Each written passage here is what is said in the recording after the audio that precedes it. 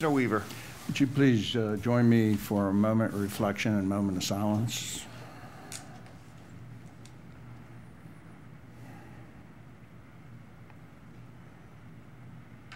And the pledge to our flag. Pledge allegiance to the flag of the United States of America and to the republic for which it stands, one nation under God, indivisible, with liberty and justice for all. Play ball. Okay, for Positively Carroll this morning, we have a national recognition for CCL level of coordination.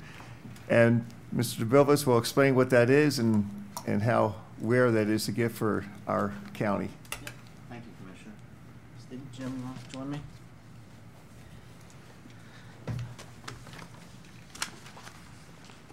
We have today, Commissioners, what I consider to be a very exciting moment. I'm joined today by members and supporting staff of the Water Resource Coordination Council, the WRCC, as it's referred to. And joined by Chair, Mr. Steve Miller, Vice Chair, Mr. Jim Wieprick, Town of Manchester, City of Tawnytown, excuse me. And we're here to share with you a recent recognition that the Council got, and it is a national recognition that's from a group of national organizations that you're going to hear about in a little bit more specific. But I just wanted to give a reminder as to what the WRCC is. It was formed in 2007, 2008 by a formal resolution between the Board of Commissioners, the 8 municipalities, and Carroll County Health Department. So all those signatures are on that resolution. And its charge really was to serve as the lead intergovernmental agency for water resource planning, development, and protection. And that includes water, wastewater, and stormwater. And this group has taken on anything that's put in front of it as we've gone through the years. 10 years now, a little excess of 10 years, meeting monthly. The folks there they range from, we have the mayor of Union Bridge, all the way to the town managers, to some of the public works directors. So it's a nice mix of folks who get out there and do the things related to water, wastewater, and stormwater. And so with that, and what I'll show you is this is actually one of the things that the board represents. I'll show that real quick here. But it's a flag that was presented. And again, you'll hear a little bit more about that in a few minutes. But it's a flag that was presented to the WRCC. And the intent of this is that this will be passed around to municipalities that they can fly in their jurisdictions on their flagpoles or wherever they have space for it in each one of their jurisdictions throughout the year and beyond. So with that, I'm going to jump back and I'm going to let Mr. Jeff Glass come up. Jeff is with the City of Westminster, Public Works Director, and I'll let him explain a little bit more about the award itself. Tom, before you do that, is the Resource Council in any way involved with the Unified NPDES permit? Yes, sir. Exactly. Is the MDE aware that we have won this national award? Because if not, we should certainly tell them. No, you all are basically the first ones. I mean, it's been done, but you're the first ones to hear it. So I would recommend you convey that to Mr. Grumbles, Secretary Grumbles. And actually, it's not a national award, it's a worldwide award. Yes, it is, actually, Commissioner. You're correct. You can apply worldwide, yes. And I'll let Jeff. But yes, we do, as you brought it up, one of the big items on the WRC's plate is the unified permit, along with the whole Chesapeake Bay TMDL WIP process. Okay. So yeah, Okay. make sure that Jeff, you the state's aware of this. It should be, yeah. Everybody should be aware. So the way it turns out, I was lucky enough to be in New Orleans at the time that this ceremony was to take place. So I don't want to steal the credit from anyone, but I was available to receive the award. This is worldwide, not just North America, South America, but there were entities from as far away as South Korea and Australia there. This is very noteworthy. This is a big deal. We got the award for partnering and engagement. There are a number of different awards that were available, but I think it speaks volumes to the coordination between the county, cities, and towns. I think this is again, speaks well for the concept of a one water kind of technology, and the things that go along to support that. Stormwater is a major part of that, and seems to be our focus right now. But again, this is all things water, all things wastewater, and all things stormwater. And I think this partnership between all the towns, cities, and the county has worked out quite well. Certainly well enough for us to receive one of 32 awards that were offered up that day. So 32 worldwide. Worldwide. That's astonishing. that's correct. Great job, astonishing. Thank you. And that's all I had. Steve, you have something? Very good, Jeff. Good morning, Commissioners.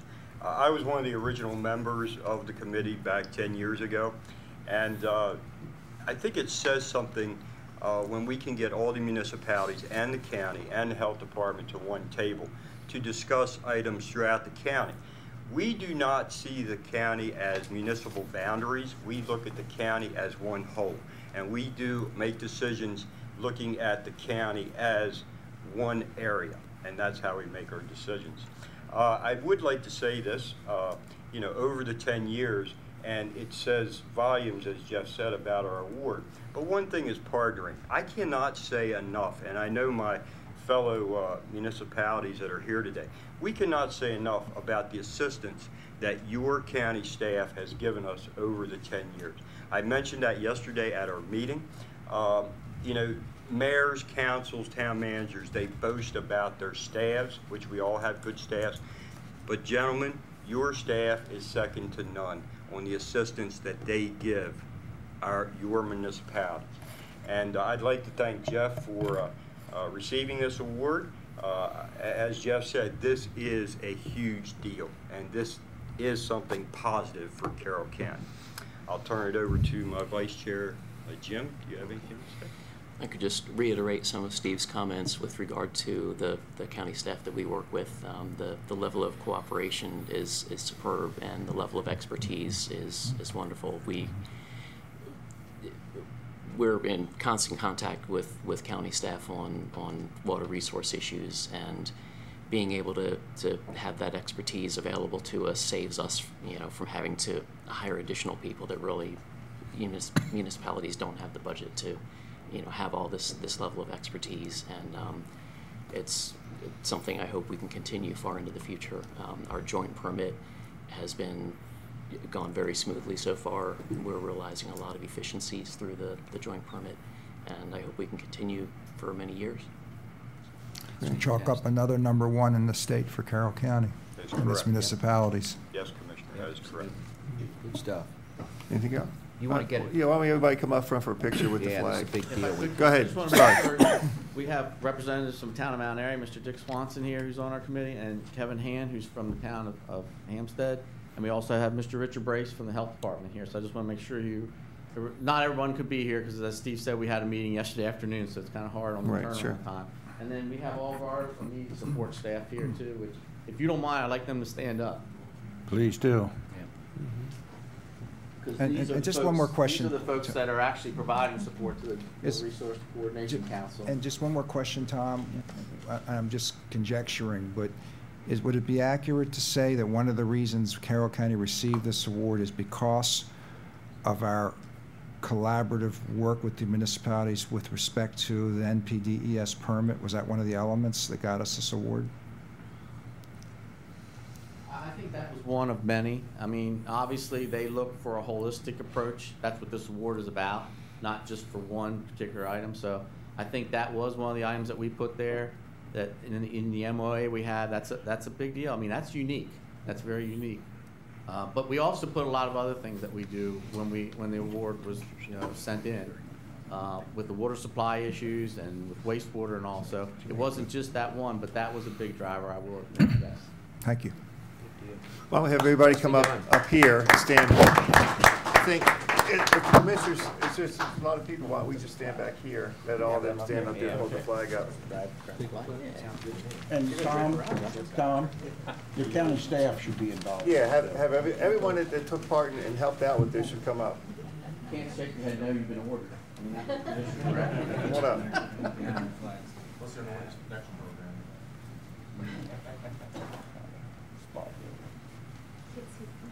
You hold that flag up high and to the left.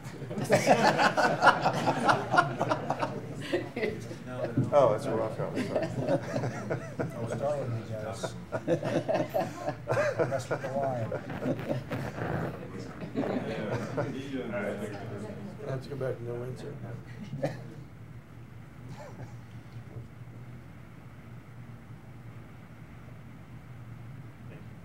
Thank you, guys. Thank you all very much.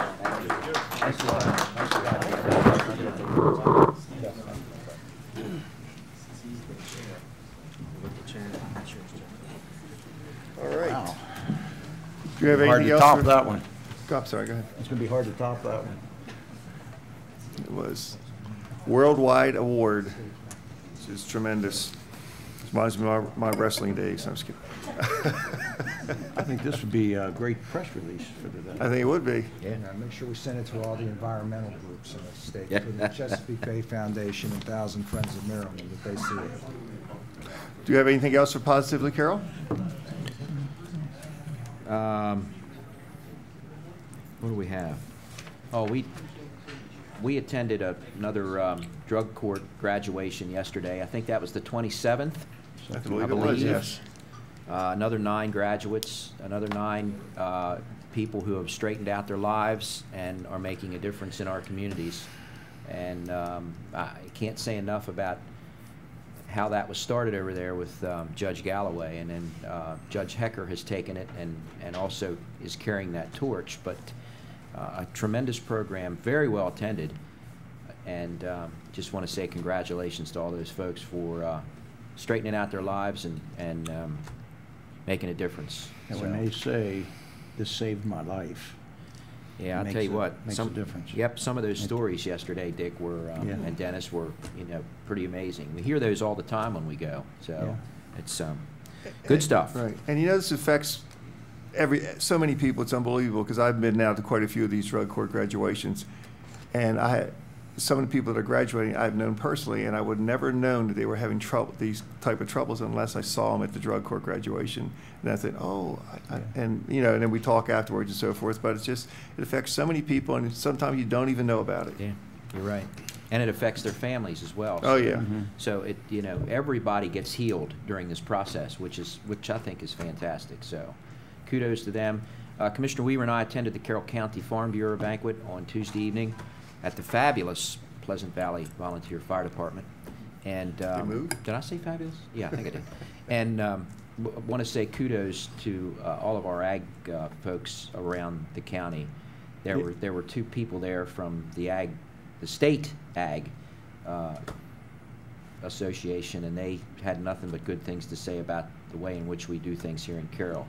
But more importantly, it was some of the youth that were there, the judging teams, the people who have traveled to Europe, traveled throughout to Africa. Some of those teams presented some quite interesting documentaries to us, and then the FFA members present. I mean, they are the teenagers that are taking over the world there, and there were quite a few young people in attendance, which I was very glad to see. Yeah, it's good to see the average age went down in that room with big all the time with FFA those. was there, so that's good. And then finally, I would be remiss if I didn't say kudos to my colleague, Commissioner Doug Howard. On Sunday, I had the privilege to attend the Celebrating America Passport program that young people across the county are involved in. I know Dennis, we've all been to these things, but 45 children out there, I think, Doug, and certainly Vivian Daly, who's our administrative assistant, had a huge hand in that also. But Doug, you started that, and I just want to say to you, thank you for starting that. It's been incredible, and these kids now are focusing on history, and not just in this county, but across the country, and it's a great program. So Thank you. kudos to you for beginning that program. I appreciate that. Yeah, we make them earn their ice cream by telling us at least somewhere they visited and something they learned. Right. And what's interesting to me always though is they have a good time, and one student wins a laptop by virtue of the tech council that donates it, which is great. But they are out having fun learning things. But what's always interesting to me is the parents let's say, we went to this place and we never knew it was in our community or never knew what it was. And so I think the first year we did it, we had 4 students and 3 of them were related. So our outreach had a little work to be done. So Vivian has done a yeoman's job with Tony Eckert and Jane Sewell, and they've really done a great job. So yeah, we had several hundred start, but 44 actually get through the whole process of going and visiting enough locations to qualify for the drawing. So pretty cool. Yeah. But thanks. Yep, Yeah. absolutely. I just want to say to the Winters Mill High School students who put on a forum last night, I mean, it was political, but they deserve a lot of credit for high school students to start getting involved in the election. It was great to see them, the questions and what they did was phenomenal. And just brings one other topic, early election and voting. Everybody get out and vote. Take your time, make sure you vote. No matter what, you can't be heard unless you go out and vote, and please do. And I'll stay out of trouble on that one, right? I'll just dovetail on that. The Carroll County Student Government Association also did one last night as well. And they were so serious and so professional, and the questions were really quite unique. But like you said, I think that the real story is just these kids being involved and engaged and really doing a very nice job. Yeah. All right, I have a couple things here. As a part of Carroll County Celebrating America initiative, the Department of Recreation and Parks was able to secure 40 tickets to the commissioning of the USS Sioux City on November 17th. All 40 tickets have been taken, by the way. This will be the first ever commissioning of a ship in Annapolis, and those who attend will also have access to reception and tours of the ship. Also, the Recreation and Parks is offering a new family program this year with fall hay rides at Piney Run Park on Friday and Saturday evenings through November 17th. Following the 45-minute hay ride, families will have access to a campfire. Over 300 people have registered thus far, and many positive comments have been received. People may register online at ccrecpark.org. And organizations looking for private group rides may contact the park directly to schedule. So 2 good things going on in Carroll County, or around Carroll County. And with that, I guess we'll go to our first item. You have a bid approval for tree planting for fall of 2018. Gail Ingalls and Cindy Miller.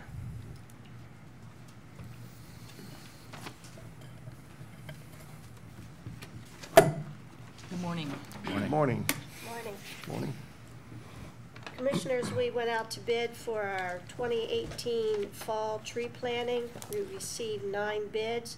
The lowest bidder is Red Hill Lawn Service in the amount of $61,242.85.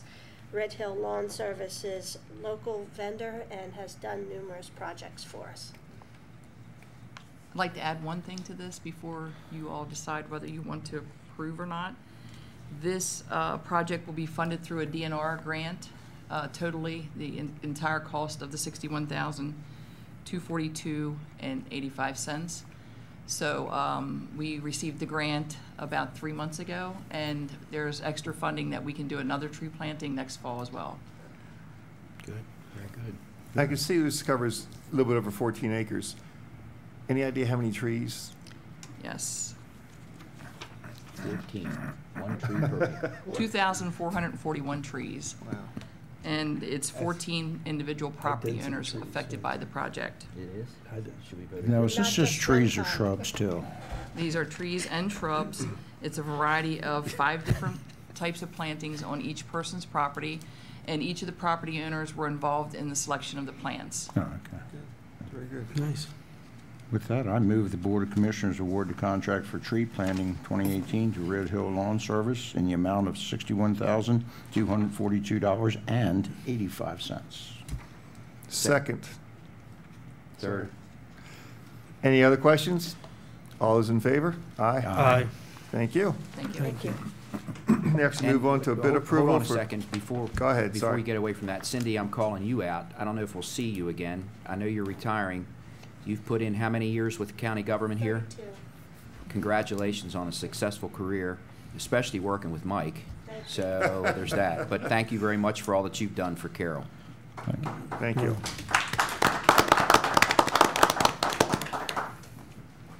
Okay, now we'll move on to a bid approval for Bennett Surf Bridge 2 replacement. Jeff Diggins, Mike Myers.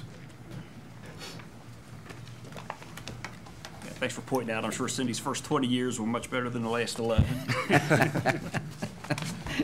And if we see spending go up now, we're Yeah, going to we'll be know. all over it. I'll be looking from the cheap seats, but I'll be We're out of retire. I'll be watching. That's right. Yep, so I'm sure Jeff can give you a little better description of Bennett Surf Park. For those not familiar, there's 2 bridges down there. First bridge goes basically from the parking lot into the actual park. Then what we refer to as bridge number 2 goes from the ball fields over to the dog park and that part of the walking trail. So bridge number 2 failed back last spring. So we were here in July, got your concurrence to purchase the replacement bridge. Now we're here to request your approval to hire the contractor to actually install that bridge. So we went out to our term contractors, received 2 bids. We requested 4, and the lowest bidder was Highland Turf in the amount of $82,631. So we'd like to award Highland Turf or HTI in that amount. Anything, Jeff? The bridge itself actually was delivered last week, so that has already been purchased, and they say possession's 9/10 of the law, so we have it there. We're ready to go. This work is just the installation of the bridge. We're looking at about a 60-day period, pending good weather. Of course, we've had nothing but good weather this year, so I'm sure it'll be done within 60 days. But our goal is to try to get that connection reestablished as soon as possible. That does provide access to the dog park, as well as a walking trail. Jeff, would there be any reason for us to own a bridge and not install it? No. Okay. Then I'm going to move that we award the contract for the installation. I have no answer for that. Yeah, of Bennett Surf Bridge 2 to Highland Turf, Inc. in the amount of $82,631. I'll second the bridge to nowhere. And I just have a procedural question on this, Mike. Just curious. I see that C.J. Miller and TB&H didn't respond. I wouldn't expect them to respond. It doesn't seem like this would be their business. They do that type of work. Do they do it? Yeah. This is mostly moving a little bit of earth and then placing the bridge. They could do it, they're just busy right now. Okay. Okay, we've had a motion and a second. All those in favor? Aye. Aye. Thank you. Thank you. Thank you. Move on to request approval to use term contract for Jefferson Avenue Storm Drainage System Replacement and Improvement Project. I don't see Jeff Castonway, but Doug Brown and Jim Cook. He's in a big orange shirt back there. What do you mean? Oh, he is back there. I didn't see him. I mean, not big, I but looked I mean, on this side over here. Appropriately think sized. Is it pink? Jeff is here. Pink. I was giving him the benefit. You were hiding in the back, Jeff, sorry. Morning, Commissioners. Good morning. Before you this morning is the Jefferson Avenue Storm Drainage System Replacement and Improvements. We currently have a storm drainage system on Jefferson Avenue between Taft Terrace and Lincoln Lane. This is in the Presidential Park subdivision. It consists right now of a 36-inch corrugated metal pipe and 2 inlets. Our proposal is to replace this corrugated metal pipe with high-density polyethylene pipe, those 2 inlets, and then as well add 2 head walls. Currently, we have a large area that is failing. We monitor this area regularly, and it is coming ever closer to the roadway. So we do have all the needed storm drainage easements and required permits from Maryland Department of the Environment. The location, we propose to remain open single lane through traffic with a flagging operation during the work activity, and it'll be fully open the remainder of the time when folks aren't working.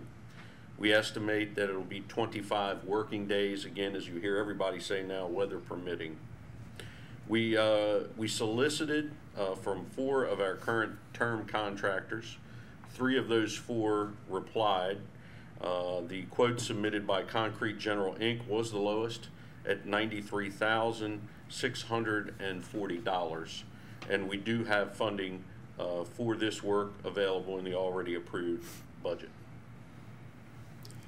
On this, my guess is the pipe is in such terrible shape you can't do one of the liners inside of it, or is it because it's a metal pipe you can't do that?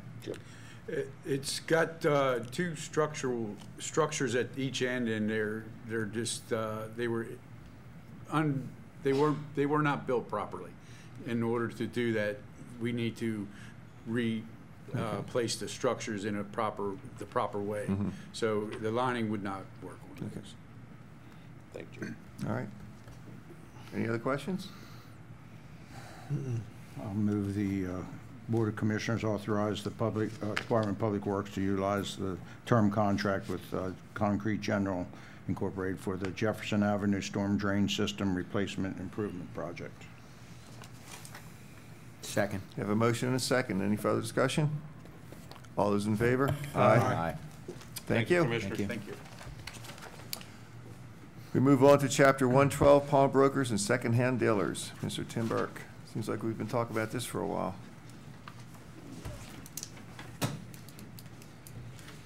Good morning, Commissioners. Good morning. The time has come for you to discuss, deliberate, and possibly adopt some amendments to Chapter 112 of our code, which it concerns pawnbrokers and secondhand dealers. You recall the hot topic this summer was an issue concerning the reporting requirements for secondhand firearms dealers. Secondhand firearms dealers asked you to amend your ordinance to remove the requirement that they use the rapid electronic reporting service for any transactions that they make. The proposed amendments would remove the mandatory rapid reporting requirement for secondhand firearms dealers only. They are required, however, to keep paper records of any transactions, time and date, name and address of the principal, a description of the item, the consideration, name and address of the individuals, and other identification. They would be required to keep those records on paper, and they must be accessible to law enforcement upon request. Since the public hearing on September 27, 2018, we've had no additional comments in opposition or in support of the proposed amendments. So the 10 calendar days have elapsed, and it's time for you to decide whether you want to adopt it or not. Anybody have any questions? Nope. I'll move the board adopt the proposed amendments to Chapter 112, pawnbrokers and secondhand dealers. Second. Motion and second. Any further discussion? All those in favor? Aye. Thank you. Thank you very much. Next item is a discussion about the North Carroll High School auditorium. Commissioner Weaver, could we I have guess you're Matt running this. Put the picture up on it, if we can get it up, Matt, please.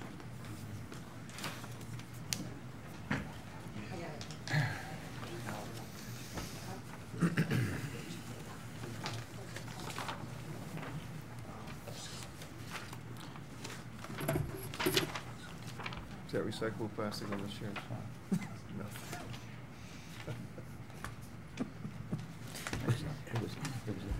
Okay, gentlemen, I have had several requests, different times for the use of the auditorium, and I took a picture here, 10:25, well, no, whatever time, whatever day was, August, of the auditorium and what we're talking about. That is plastic over the seats, so no dust or dirt gets on them. It's been taken care of over there in the stage, from the back of the stage, and what we're actually talking about. The original report we got from Omega stated the fire alarm system needed hundreds of thousands of dollars in replacement, and looked at it. This is a company that handles and sells fire alarms. And so I started looking into this a little more, and I took Commissioner Wance with me one day, and we started looking at the system, and I did have a letter I gave to you from this Office of the Fire Marshal, and states that, you know, indicates that all initiating and signaling devices on the system have been tested in accordance with NFPA 72/2013 edition. 8 deficiencies were noted in report, and understanding to this office that most deficiencies have been corrected. No deficiencies, however, have been noted that would render the system inoperable or prelude to continued use and occupancy of the building. I got a note. I'd asked the fire marshal to be here today to answer any questions. I have an email. He's presently on the Eastern Shore on an investigation and won't be at the hearing today. They stand behind the system and say finding parts is not an issue. The building and the fire protection terms can be used for whatever we like. The sprinkler system trumps any other system. All the systems are working correctly. Now, with this, I also looked at increased manpower or whatever for limited use of this facility. The sheriff has volunteered to take care of the auditorium as far as opening, closing facility, and also taking care of cleaning and any other issues that pop up in the facility. So what I'm here today is to ask you for some limited use of that facility. We're already paying for it. It's already there. It's in great condition, as you can see. So I wanted to bring it back for a 2-year conditional use of that facility. It's not really costing us, but it's huge and it's a very nice facility. Open for comments from the board. So just a couple questions. I'll start, I guess, while everybody else is thinking.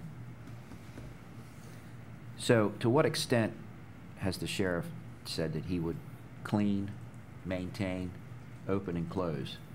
I'm a little bit unclear as to what that involves, because does that involve people to actually be there? Yeah.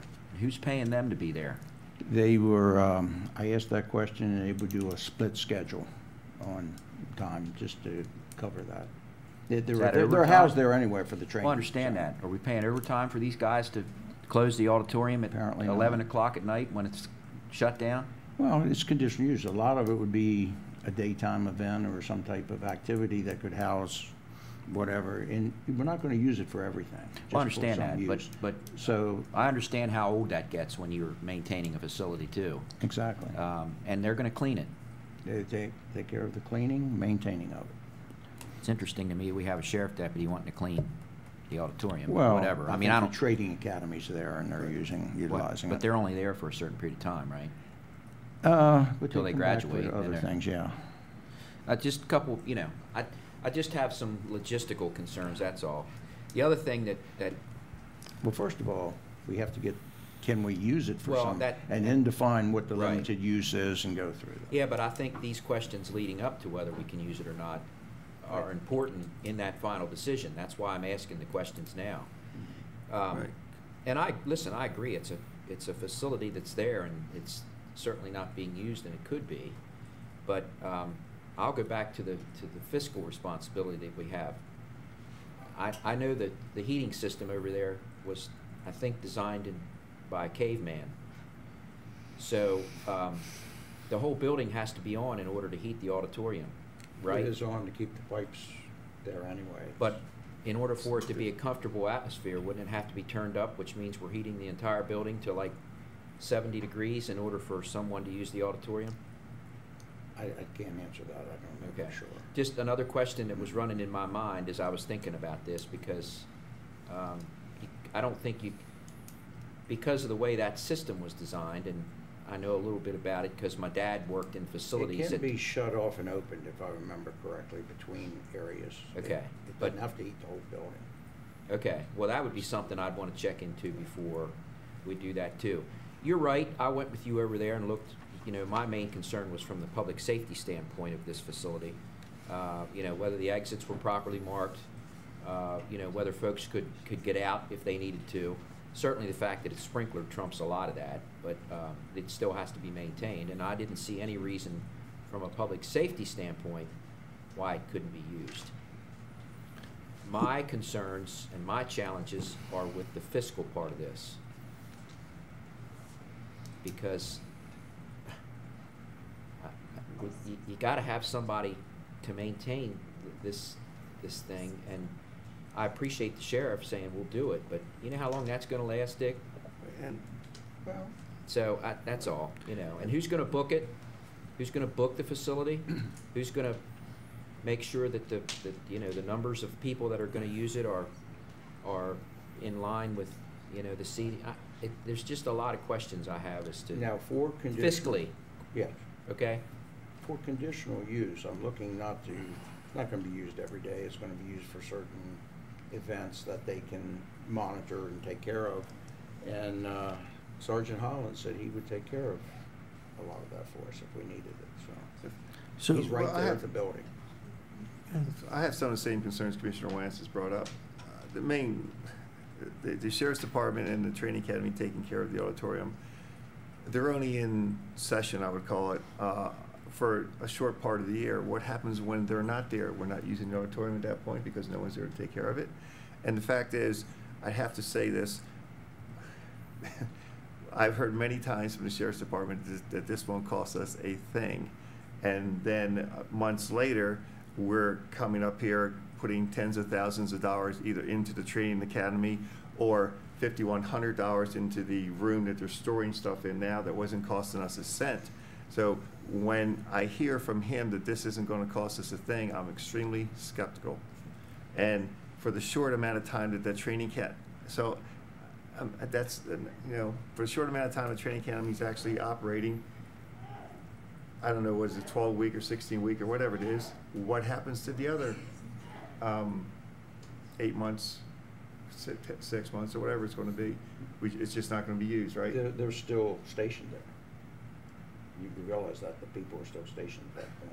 And plus they have another building there, so. And well, I'm not looking for, as a daily use, just some use of the facility for the 2 years we have remaining. It's sitting there, and we're paying for it, one way or the other. So what kind of use do we think we have for it? I mean, who's saying they want to use it? Well, I had a request from the town to use it for a meeting. I've had requests from other groups. I think just some graduations, some things to use it. So I'm looking to, I think Jeff Daggett has had some, Jeff, you've had some people request or ask to use it. So we have to sort through it, but it's sitting there, it's a facility, it's huge. I'm asking for an opportunity to investigate it, and we're sitting on it anyway. So my big concern, Commissioner Weaver, is I want to see us come up with an alternative for the building that preserves the building not going away. I'm concerned that not enough headway is being made during this 3-year window that we set for that to happen. I mean, I know you're working hard at it, and I'm not taking anything away from that. I think it would be a shame to have to see this building go away. The more we use it now, the more likely it is we're going to create, or not create, but experience a failure that's going to cause us to shorten that time frame. That's my biggest concern. We've got a great asset there. Any use turning this stuff on and off and in and out and that kind of thing, I just don't want to see anything that's going to shorten that window that's already very tight, where we say, oh, well, that failed, so now we can't even get to the 3 years, or we can't even keep the sheriff in there. And I know it doesn't seem like much, but it just seems like you just don't know what the straw is going to be that breaks the camel's back. You know what I mean? I don't want to see anything that's going to jeopardize our best shot. And I understand it's still a limited shot to get utilization out of this, facility. That's my biggest concern. Well, that's sort of like, we have the oldest car in the fleet. Well, you don't want to take that car. It may break down. I mean, yeah, things can happen, but we have to, I think, utilize, we inherited this. It's a great resource, and I would like to see some limited use of it, something now and then. If something isn't used, it does fall apart fast. Where is Hampstead with the rezoning process for the building?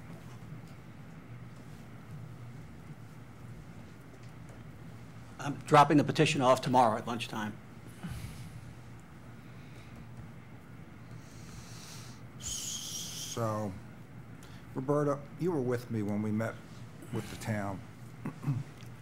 I'm just racking my memory to try to recall what representations we made in exchange for them agreeing to rezone. Did we make any promises of use of any theaters, or was it just ball fields? I'm just trying to remember. Did who make representations? Well, did we discuss? Let me say that. Did we discuss? Okay. That's a good point. I thought charter government would go past. No, they've mentioned the use of the rec council use of the ball fields and things, and wanted to ensure that would continue, but I don't remember anything beyond that. Okay, I couldn't remember, that's why I'm asking you. I just want to make sure we wouldn't be violating it. I mean, my sense is, I mean,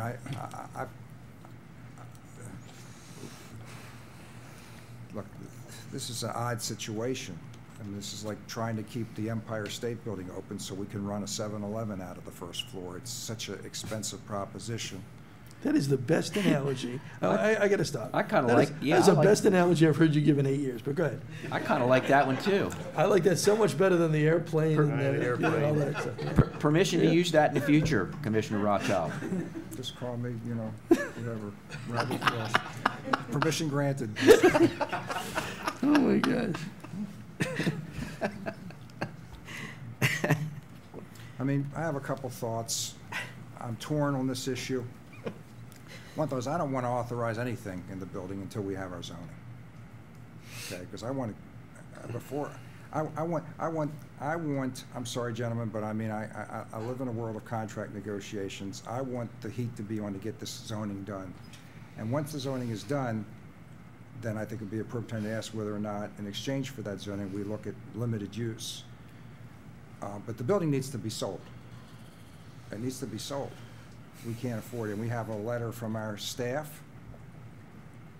I mean, you know, a guy who's usually very reserved with his words, making clear we can't afford this building. I think I assume you all saw the email that came yesterday. Yes. And I think we need to get it rezoned. We need to try to sell it. And if we can't sell it, I think we need to knock it down. But we got to sell it or knock it down. We cannot afford to hang on to this thing. It's simply, we're trying to keep the Queen Mary afloat, and we just can't afford it. And if we got the zoning, I might, with reservations, say, all right, well, let's let them use it in the interim till we can sell it. But we can't even sell it, really, till we get the zoning at this point in time. But even then, as has been pointed out to us, the more groups start to use it, they become attached to the use, and then it becomes harder to take it away. So I'm torn over this. Well, I thought the property was very valuable for, and the county decided they wanted to keep that for the future. You want to sell the property? Well, sell it or lease it. There's a difference, big difference. Well, but in the meantime, it's going to take years for that's just this to evolve. Yeah. And we have this resource sitting there, just sitting there. That's what it is. Right. It's costing us $35,000 a month to keep this facility there, and you're not using any of it for anything. Well, we're using it for the sheriff's department. For limited, but there's just another space that at least some use. But so do we think there's a potential to generate some revenue with the use of it? You could. I mean, I don't know if you're talking about offsetting some of those costs. I mean, I just don't know who's paying to use it. Well, with that line of thinking, I may be swayed to be able to utilize the facility. If we could offset some of that. I mean, if somebody was willing to come in and give us, but then again, you're talking about signing some sort of a lease agreement, which puts a huge amount of responsibility on somebody when it comes to liabilities and everything else. I'd be challenged with that too. I mean, what shape is the parking lot in? I wonder.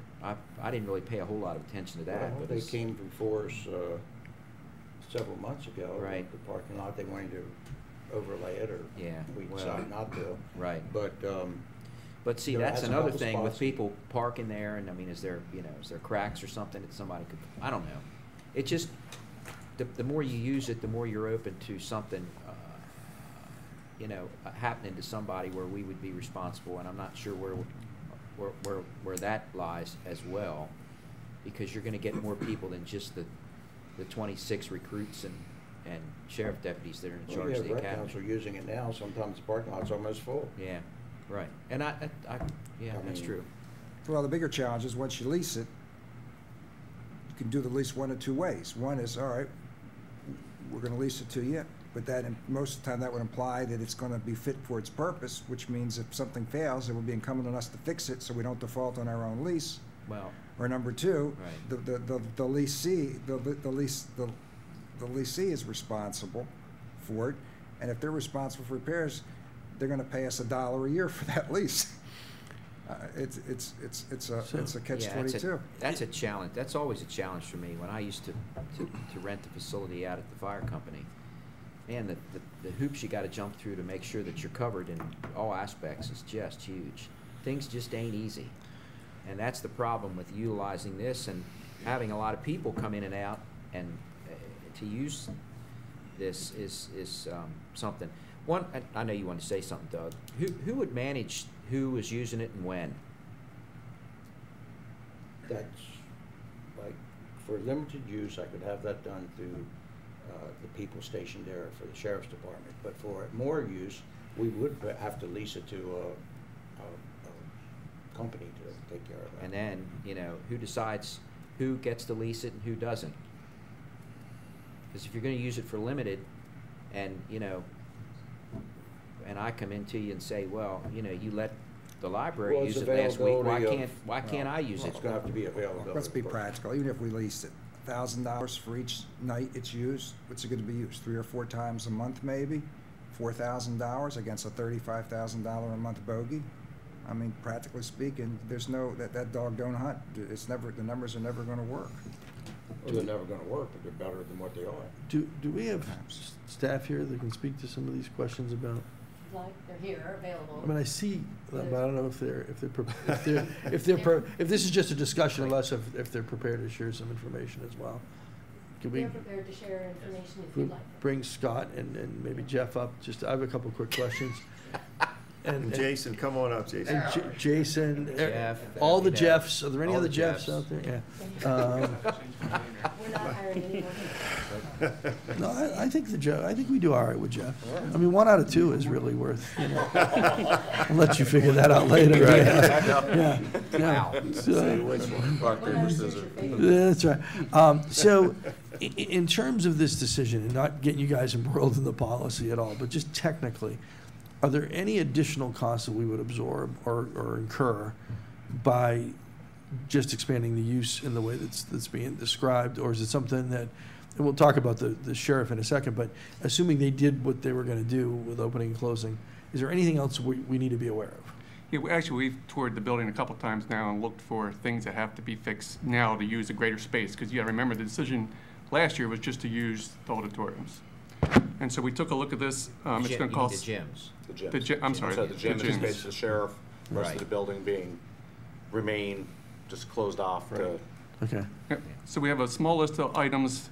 It's $74,000 we've estimated to complete them to make it operational, above our current budget.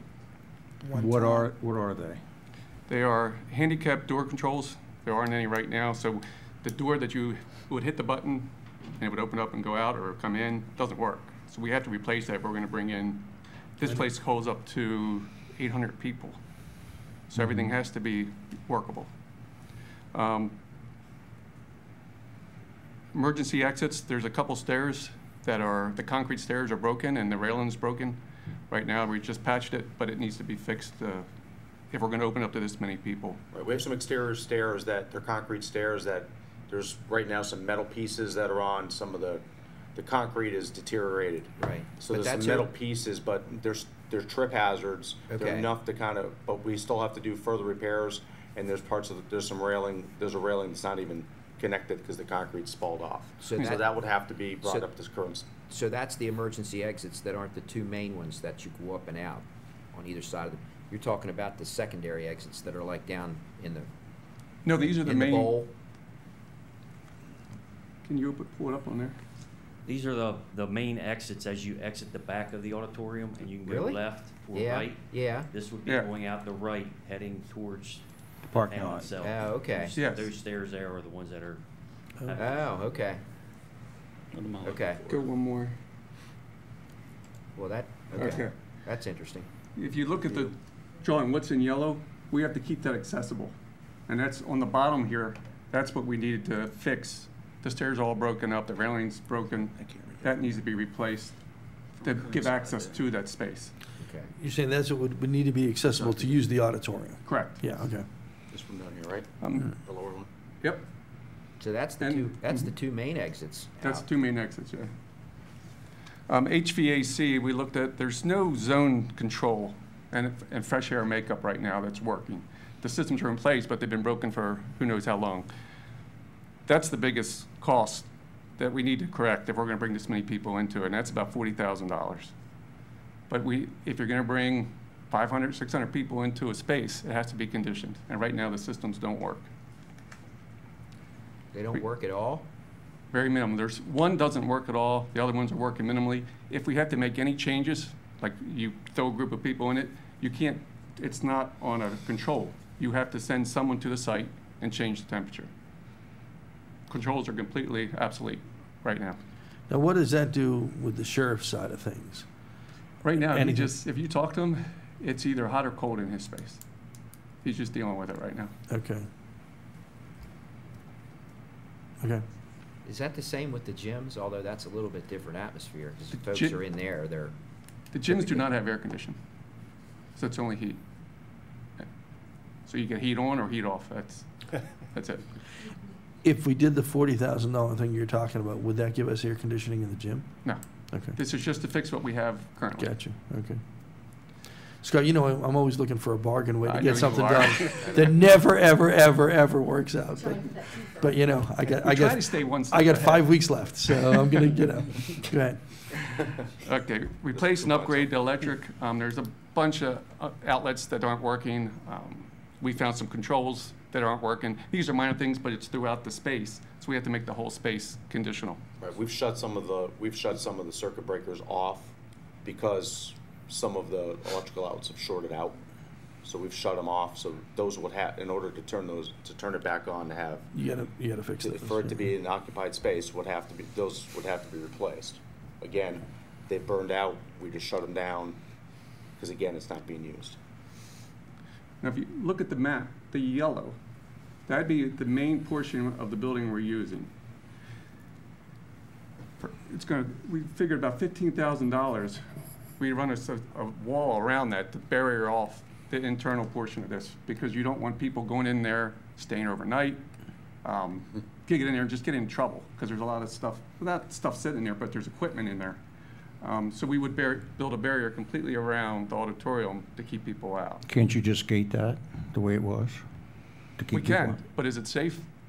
This was people have for been 40 jumping the years. gates, and the gates have been left open. We need to put a permanent barrier in there, either between use, because of right now, the sheriff again goes throughout the entire, the whole building for training exercises, which is fine, but then some people have been jumping over some of the gates or actually messing with them and breaking in, getting into other parts of the building. Now, luckily that's cut down with the sheriff being in the building, but again, we need to be sure that if you have 50 people walk in that building, 50 people walk out of that, walk into that space, that 50 people come out of that, go in, come out, and make sure they're not throughout the rest of the building, either doing damage or, what if there was an emergency event of some sort? We have no idea where they may be.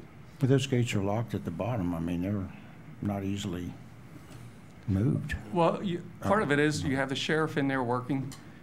Whenever I go over there, and I get complaints all the time, the building's open. You can walk anywhere you want in that building. You've gone over numerous times. You can probably get to any space you want. If we're going to keep it secure, that can't happen. So then if you're going to build barriers there, then that messes up the heating. We would build probably a 7-foot wall and then gate the top of it. Right, the top foot or so, just for the floor. Okay. Similar to what's there. We did that a couple places now already. Okay. The whole left of including the yellow part of the building, is being utilized more than anything else. The total right side of that is not even being used at all at the present time. That's the front. That's Correct. the front that faces. That's the 200,000 square feet that we're. Or 482. I mean. Yeah. Okay. Is it possible just to separate that out and close that part down? And Yes. use the left, the yellow and everything else, and make it a resource for the county. It would be, we have the gymnasium, we have the sheriff's department, we have the other rooms utilized, we have the band room area there to be used yet, but and maybe find a good use for that, but use only that part of it, and the whole front of it So you're asking for additional further use of the building? No further use from that, and just go from the yellow back to the left, and if we can stop the heating and air conditioning on that side. So you're talking this entire area? That area is what we're utilizing. Left of this line. This area to the front, we're not really using, and has no, right now, potential use, unless, we've asked for some things. Is it possible to? You mean to barrier off that? Yeah. Not heat, air condition, or anything? Just to everything on the other side. And so the problem is you're cutting down 2/3 of the air. It won't work. Well, yeah, but everything for that is below the yellow part or the other part there. It's not up into the other part of the building. I was just wondering if it's possible to look into getting rid of the money pit on the right and keep the left that has value to us as far as public use. If you were to sit back and shut off HVAC to any portion of that building completely, and is that what you're asking, is to completely cut it off as if Well, I'm just asking, is it possible to redesign some of this and redo some of it differently, that we lose the front part of it and use the part that's we can't really... remove the building. We've looked at the cost of removing that whole, as you've requested, we've looked into that and looked at, talking with structural engineers and what would have to be done in order to remove that, install back our shear wall, reconstruct. It's really, at the end of the day, it was actually less expensive to demo the entire building and build a structure similar to what we're doing at Charles Carroll, in order to sit back and meet some of the needs of your rec councils, and give you some meeting space.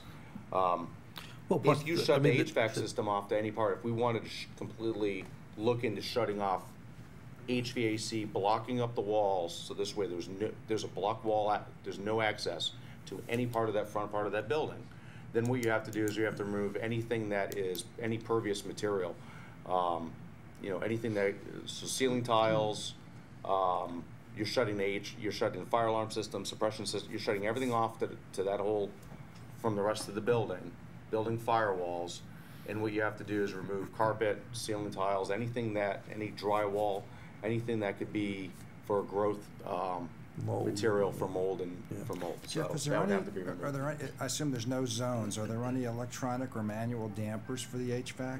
There's 3 zones. Oh, there are in that, 3 yes. zones. And all of them are non-functional at this time. Okay. But we can, if we got those zones in place, and that was the first one I talked about, $40,000, that's what that would do. But you can't zone just one area. You have to get the whole building in line to make it work. What would that cost to what we were just talking about, Jeff? Have any idea? Basically board up that front part of that building. We don't have those costs. I mean, we'd have to look at what it would cost to board up. Basically, you'd be boarding up block wall, remove of materials. I don't want to give a guess because then hold you accountable. I'll be held to it for. I understand that. And think about it, HVAC is on the right side of this drawing. So, and that's where you're talking about closing. So we're gonna have to redirect everything because that's where everything sits at this time. Well, it sits there, but another HVAC over the other part, say, put a new HVAC in over the other part. You could. And then that would be totally separate. Wouldn't need the whole system the way it is. I don't know, I'm just And looking. what cost for that? I mean, well, this is 'cause, not I gonna mean, be- I would love to try to utilize this for Carroll County. I really would. But because there's a 3-year span on this building, let's face it, that's what it is right now. If it's going to cost us even the 70, what'd you say, 72,000, whatever it is, or 74,000? Total was 74,000. Okay, 74,000 just to redo this. I'm not in favor of that. I'm not in favor of putting that money into it. Now you're saying put an HVAC system on top of this building and wall that off. You're probably talking a couple $100,000 more. I'm just guessing, but it's going to be a bit. I don't see the investment of that type of investment for something that might only be there for another 3 years. Well, you're looking at citizens in the area and a facility that we have, not being able to use it. We are getting some requests for it. The Arts Council could use it for several things. I'm just looking at the possibility of using the resources we have, and sitting there doing nothing isn't helping anyone. It's not, but I think we got to look at the long term too. That's why I wanted to bring the other Jeff up. But one of the things that I think we're working on right now with the nonprofit organization is the armory and the rehabilitation of that. There's probably things we could use it for short run, but I think they would get in the way of us using it long term. What kind of demand do you think we'd have, Jeff, if we made this available? Well, I can tell you what we've had since we had the last discussion in late June. There's been 2 recreational requests for a stage for a drama program. One event already occurred in our building over at the Robert Moten Center. The other one is scheduled in December over at West Middle School. So we were able to accommodate both. And for the typical drama programs that we have, they're realistically not going to need 800 seats. And the stage is very nice to be able to do that, but when you look at the seating requirements and what you need for that level of program, they may look a little lost in a space that large. So it's been a pretty limited demand so far.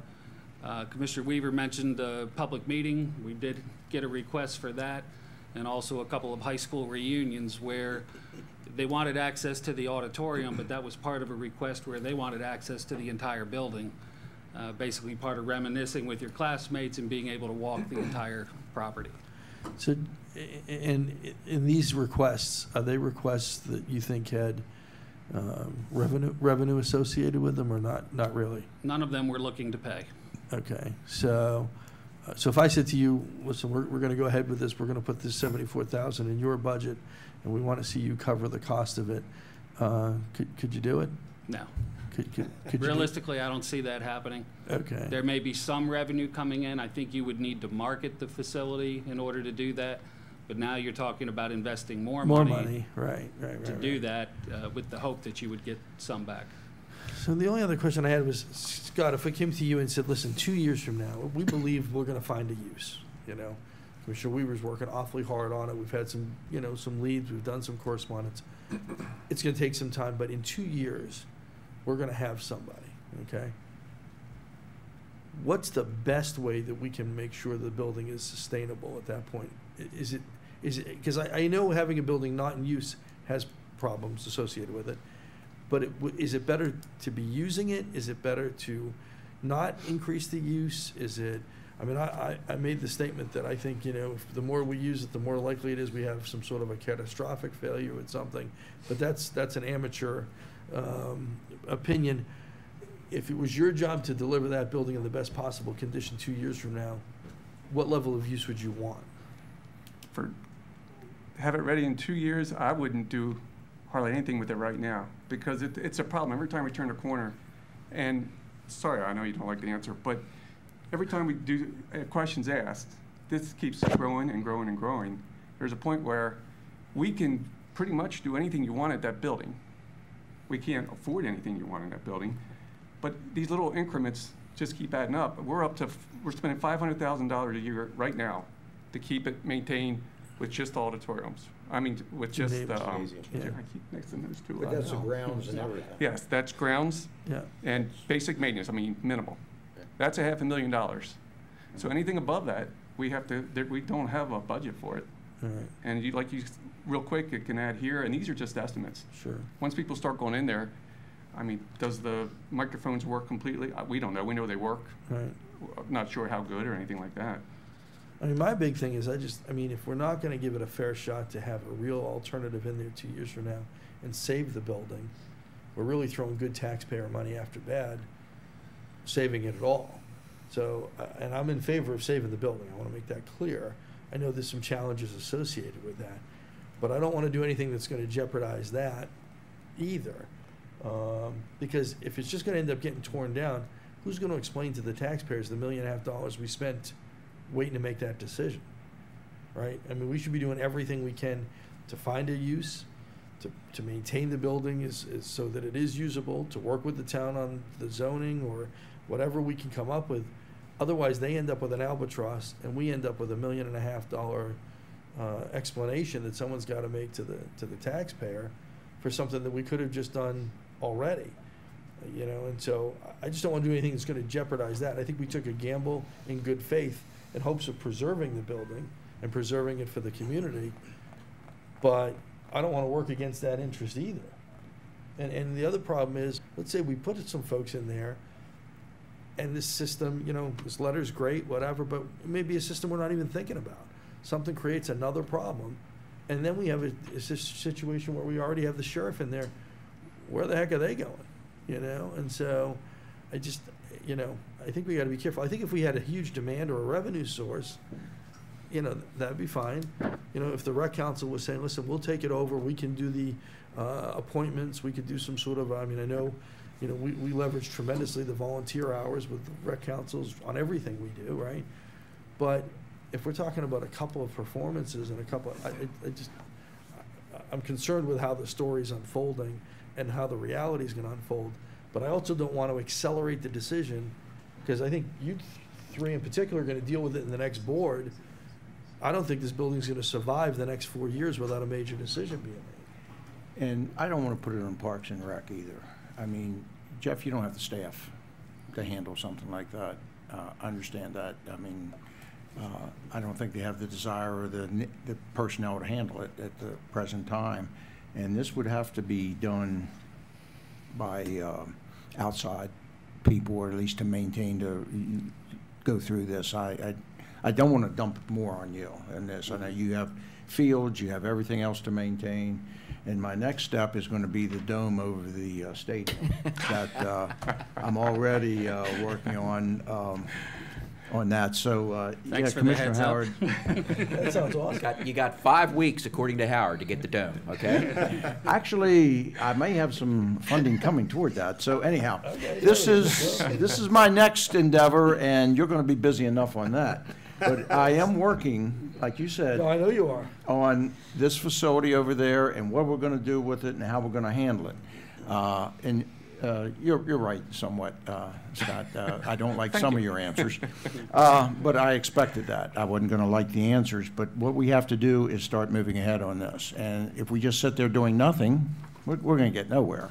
So Commissioner Howard has some good points. We do have to make some decisions where we're going to go. It may not be cheap. I know that, but nothing's cheap.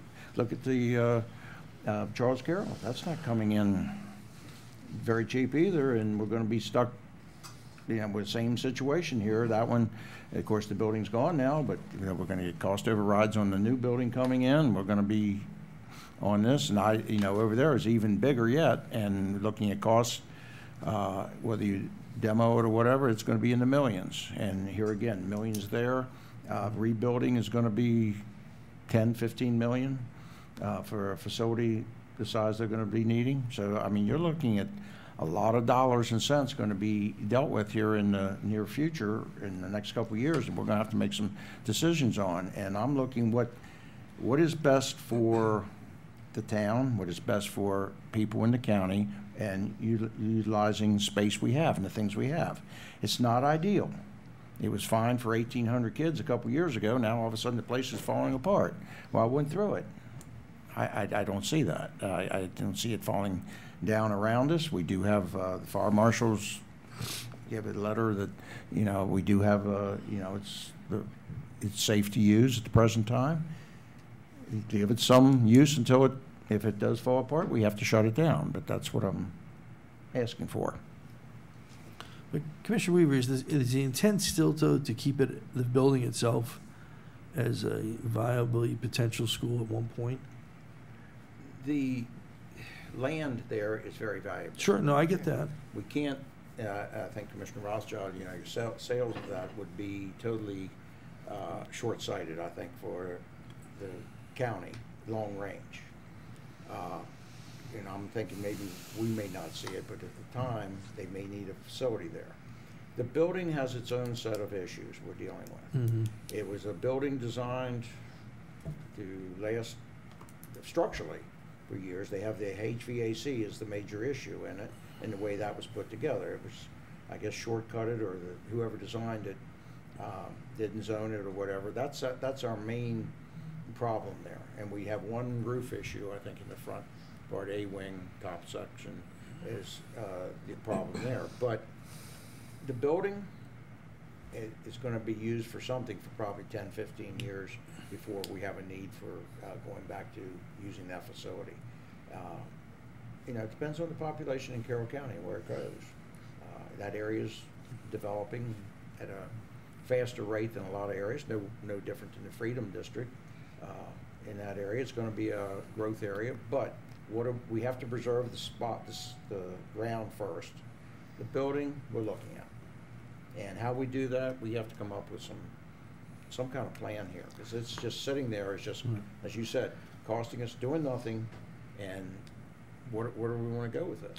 Well, because I think, you know, to the point about Charles Carroll, if we knew that, you know, and it would certainly be more expensive than what we're doing at Charles Carroll, I would imagine, just because of the sheer size. But if the intent was to get, you know, a community facility that could be used to maintain the property and that kind of thing, I would say, and certainly it'll be on the next board, but I would make that decision sooner rather than later, because we're going to exhaust $1 million just keeping it afloat. We'd be better off saying, well, let's just put the wheels in motion and do whatever needs to be done and start putting that money towards a 10 or 12 or $15 million project, but that's going to give that community what it needs. My concern was, or my understanding was, part of all of what we're doing was also with the idea of trying to maintain the building for potential future use, which means immediately then we're very limited in what we can do, because it, you know, as sad as it was, the best conclusion for Charles Carroll as it related to the community facility was to tear it down and build something else. That could very well be the case here if that was the overall goal, but I think the bigger goal, as I understood, at least from, you know, the town and their feedback and that kind of thing, was wanting to see the building stay a building. So I think, you know, but I would hate to see us sit on this for 3 years and then decide, well, it doesn't need to be a building. We spent all that money, and we could be 2 years into developing and designing a community facility or something on that property, right? And we might have exhausted 10% of the money just in keeping this afloat. So I think whatever the direction is, if we think it's going to change, the quicker you can make that determination, the quicker we get the money channeled into the right thing. Well, the other possibility is move the senior center into there, quit spending $300,000 a year there in rent, move the library into there, use that, sell that building. We could have a whole community center put together. But do you think the community would accept that if it was in lieu of it staying as a school building? I mean, in other words, if the building had to come down or it had to be refurbished in a way that it wasn't a school, but we said, no, it's going to be all of the, I mean, all of those things in one facility would be awesome. Matter of fact, I think there's some huge benefits in Mount Airy at having the senior center and the library adjacent to each other. My understanding is there's a lot of collaborative use there. But you could build one heck of a facility that's got law enforcement, fields, all this other stuff, but that would mean taking the building down. But my understanding was that was kind of a point we weren't ready to get to with the town. It could be repurposed for a lot of these things, and I know we rent the senior center. It's about $300,000 a year we paid for that in that area, and it's significant. Where we go, and that's every year just rented. Right. I mean, I don't know about you. We own this, and I'll make comments on the senior centers. There was millions of dollars that was put in the renovation of that, so that's the payback of that.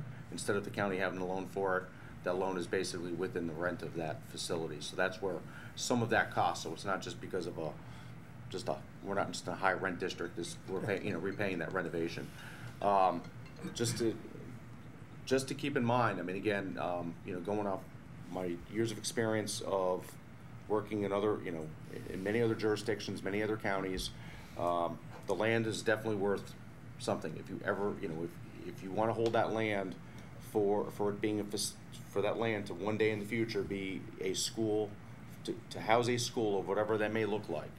You have to remember, is today, right now, just as the Board of Ed is looking at with other buildings,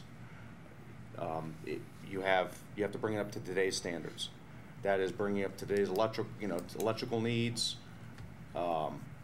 technology needs, etc., in order to meet today's standards, and these older buildings don't have that. So you're going to be talking a complete renovation. You just be saving the shell of the building to bring it up to today's standards as a school of today, including roof system and HVAC system, because again, the HVAC system was put down it was an economical system, was built at the time in order to build a facility, but it doesn't fit today's needs.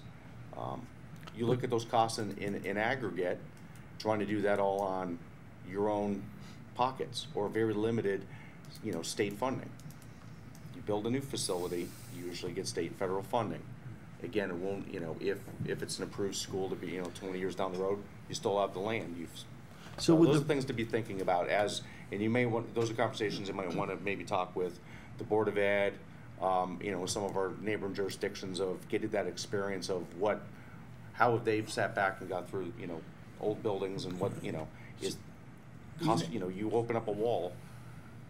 I dealt with this in Massachusetts. We opened up renovated a building that as we renovated it, the cost almost doubled because everything you opened up was something different than what was designed or just didn't fit. But as it relates to that, isn't there the possibility of looking at that property differently and saying, okay, well, let's say the building wasn't there and you could build, or you kept some remnants of it or however, but you could build that community facility.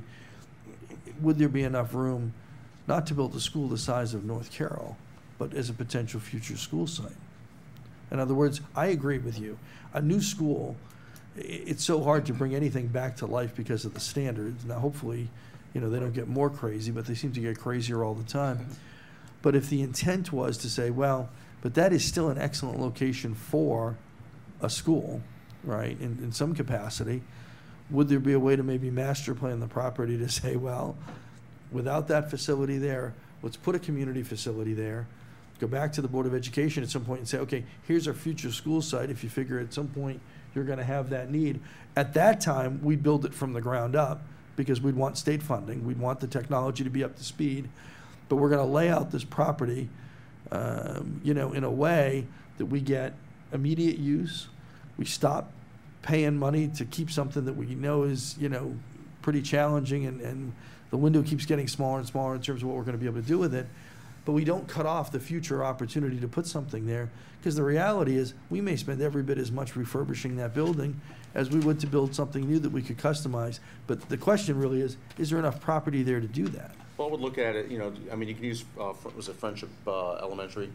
Over there by Kate Wagner as a prime example, as you have that land that's been reserved, that right now is being used for recreation parks, but it's the future site for a future school, and whether it's the or a new technology building, or it's going to be a new school site, new school itself. We've had that for years. That land's been there for some years, and it may still a plan could be in place now, but you don't know if it's going to be is it going to be a new elementary school? Would it be a middle school? Would it be a new technology, career and tech center? Each one of those have a different footprint. So I think preserving the land, I agree with the preservation of the land. How many acres is it, Jeff? How many acres? 50. I think it's 50, yeah. 50? And that's 50. 50. Right, and that's ball fields. It's ball fields, the parking lots, it's everything, in areas that cannot be constructed upon. So, Commissioner Weir, I don't know, it may just be something to think about, but if you said, listen, I can come up with a $10 or $15 million idea, and we could apply $1 million we're going to spend just in the next couple of years keeping things afloat towards taking that step forward, do it right, and get a good community facility there, and at the same time preserve the property for a future school site, not the building itself, obviously, but I don't know if that would be amenable to you or the community or whatever, but it seems to me at least it would be a path we could get on. Give it direction. Yeah. At least we're heading in a unified direction on that.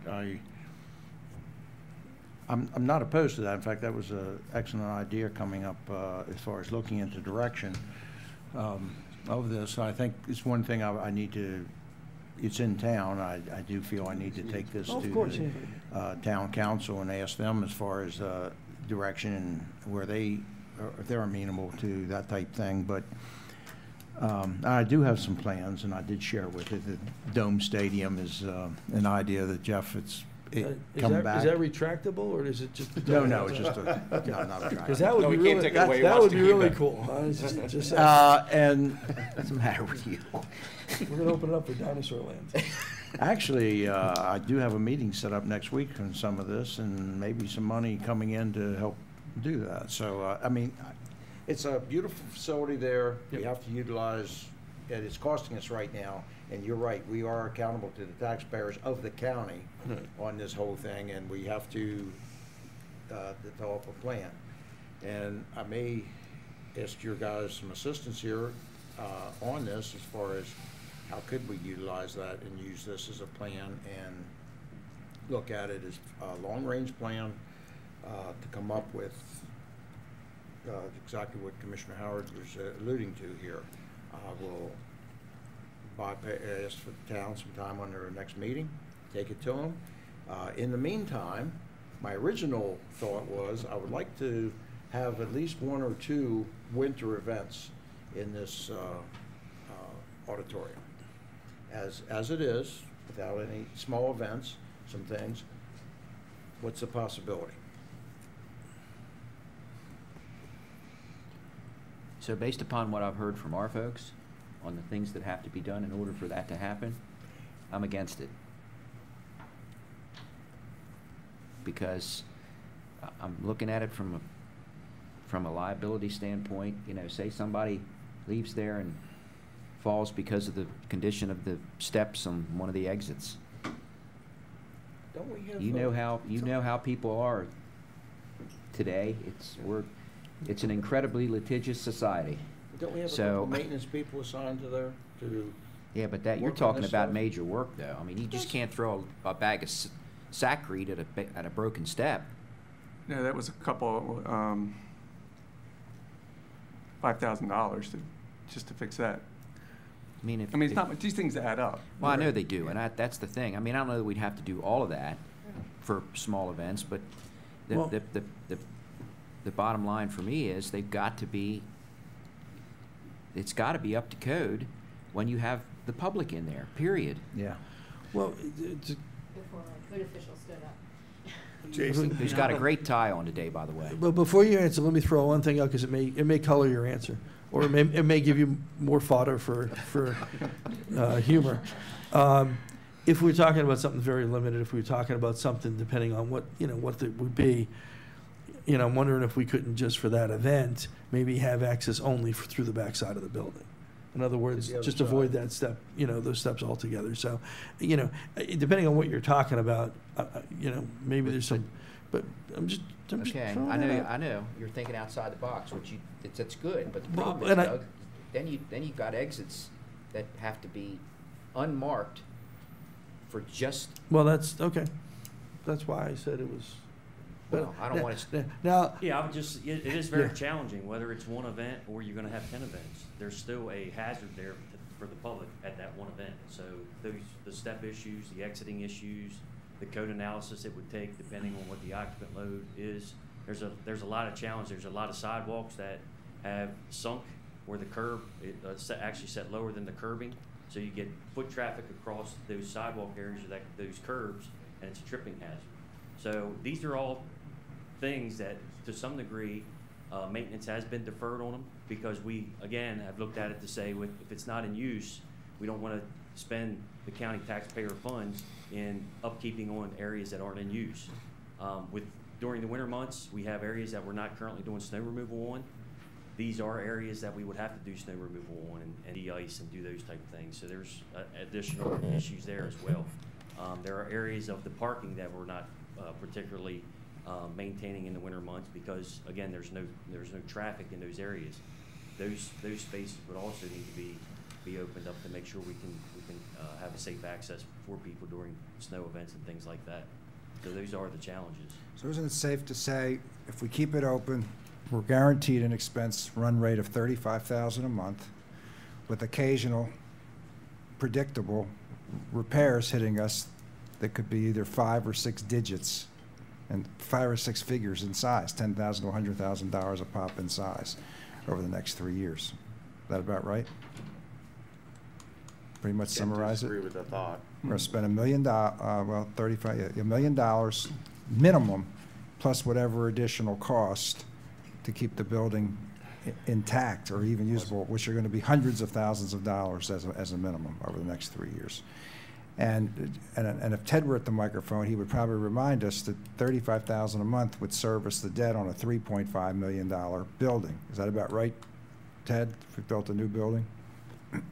$35,000 a month? It'd be more than that, probably. More than that. Right, you're talking about $420,000 a year. But you said it's actually close to $500,000 a year, right? That includes everything.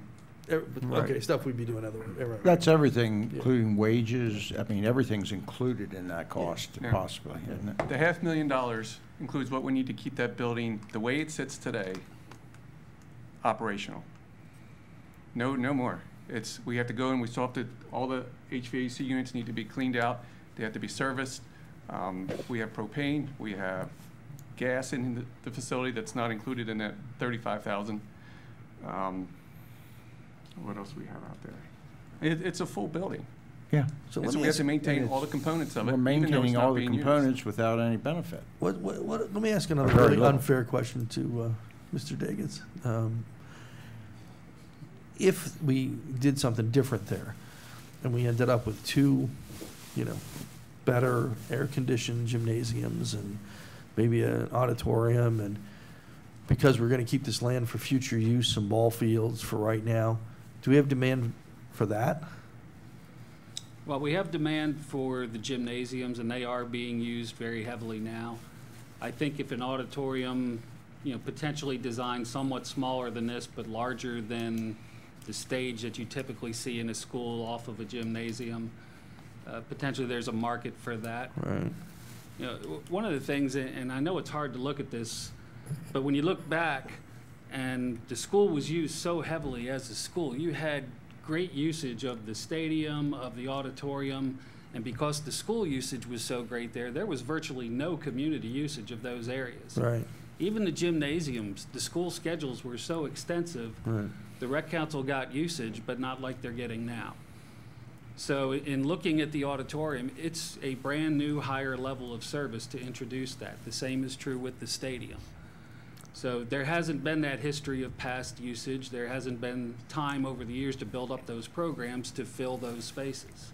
I mean, that's why you haven't seen the demand. Yeah. And on the auditorium side is just one of the, as Jeff was mentioning about the play with the rec council, I know about it intimately because both my daughters are in the play Elf, which will be in December, so come on over and see it.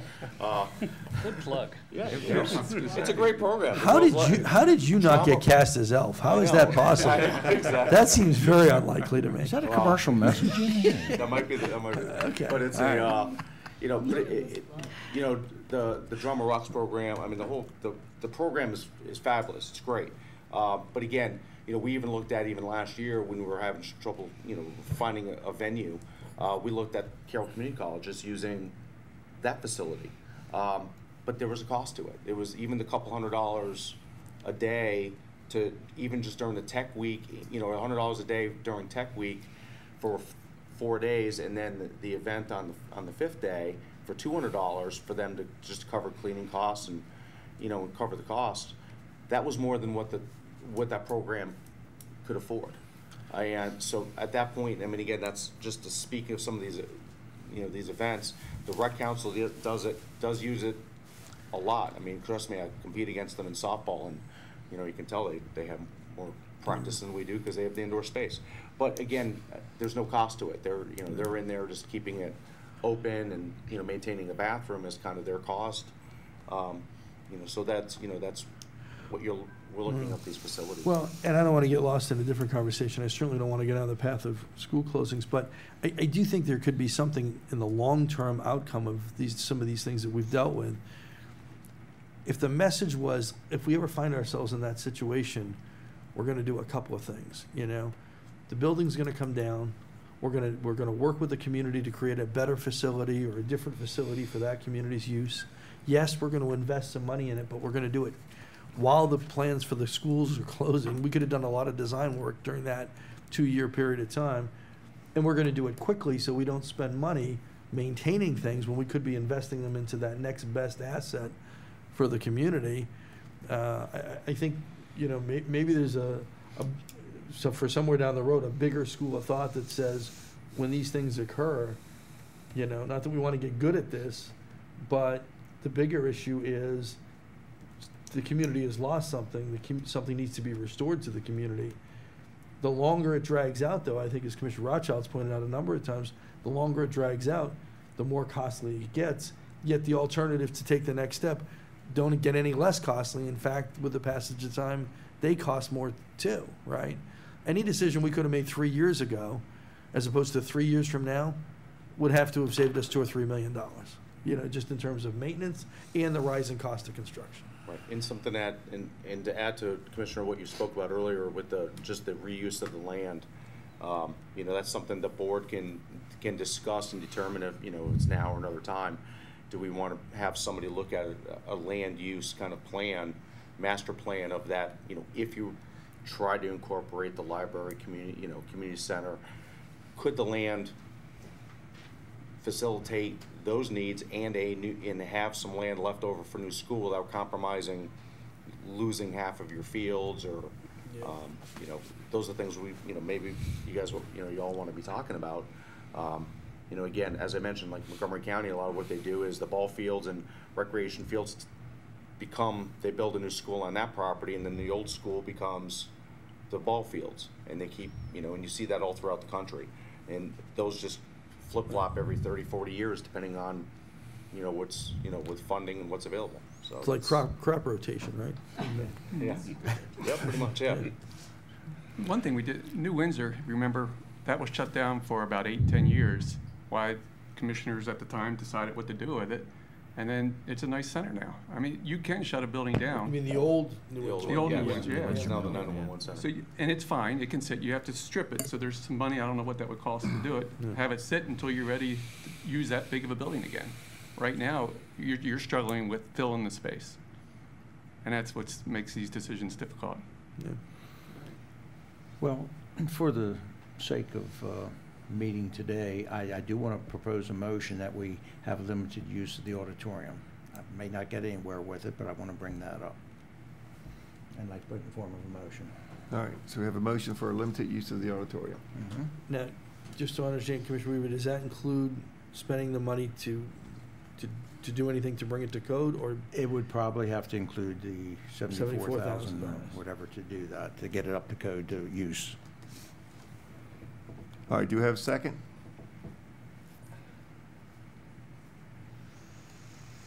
Motion dies for lack of a second. Thank you, gentlemen. I think you shorted the people in the community a little bit here, but we'll have other plans out there. All right. Is that it? Things are happening. Yeah, I'm not sure I was all that ready to I don't know. I was still thinking about a second, so, okay.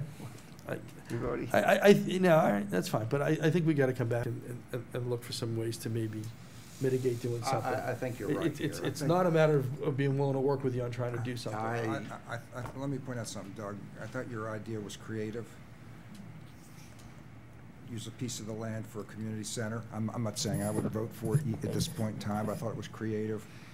But even if we did that, it means demolishing the current building.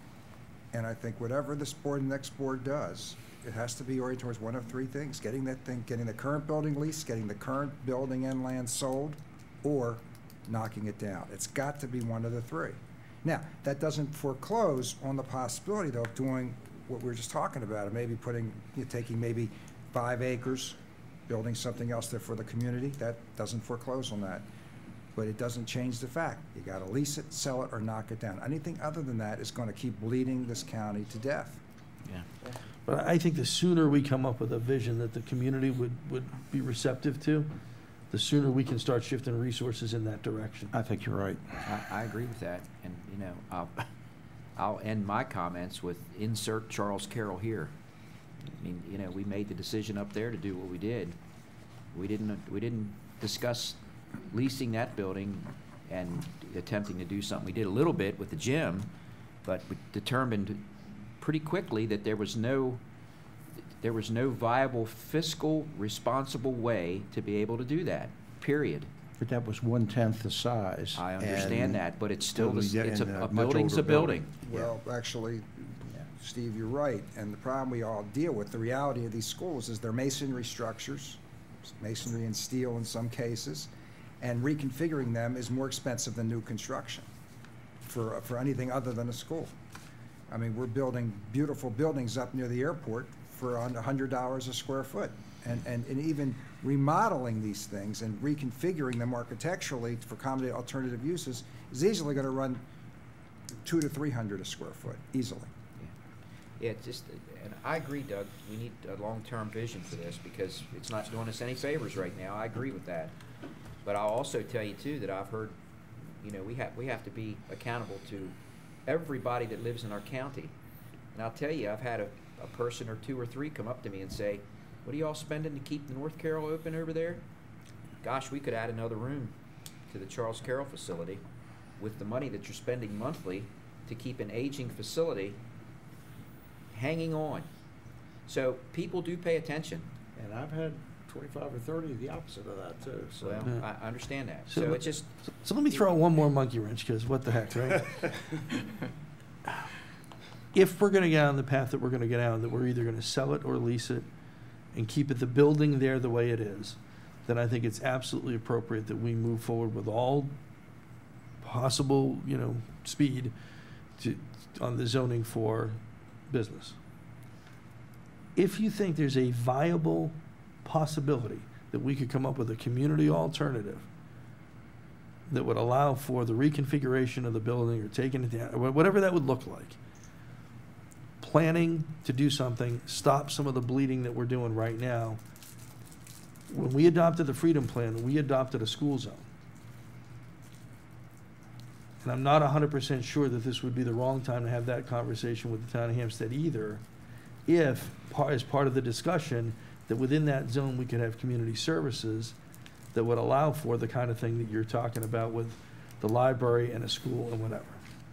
So I don't want to derail the zoning process, but if we were going to get down that path and really thought we could come to a meeting of the minds that was going to save the taxpayer millions, get the town something realistic and viable, and confirm for them that that's what would be there in perpetuity, because that would be the zoning we'd be seeking. I mean, they'd have to create that zone. We don't have it yet, but we did that by virtue of the land use with the Freedom Plan. That might be something else to at least think about. It is. So. Okay. All right. So that's it. Thank you. Thank you. All right. Next item, CC Visa quarterly update. I guess who's coming up? Don Fair. Don Fair, Bridget Weishauer, and Elaine Perry, my our liaison. All right. Just taking these out to use here. We appreciate your patience. We almost put you into the next quarter, so. Quite all right. Thank you. The conversation today is basically our recruitment retention. I guess I better be here at the mic. The conversation today is basically our recruitment retention program and where we are with that.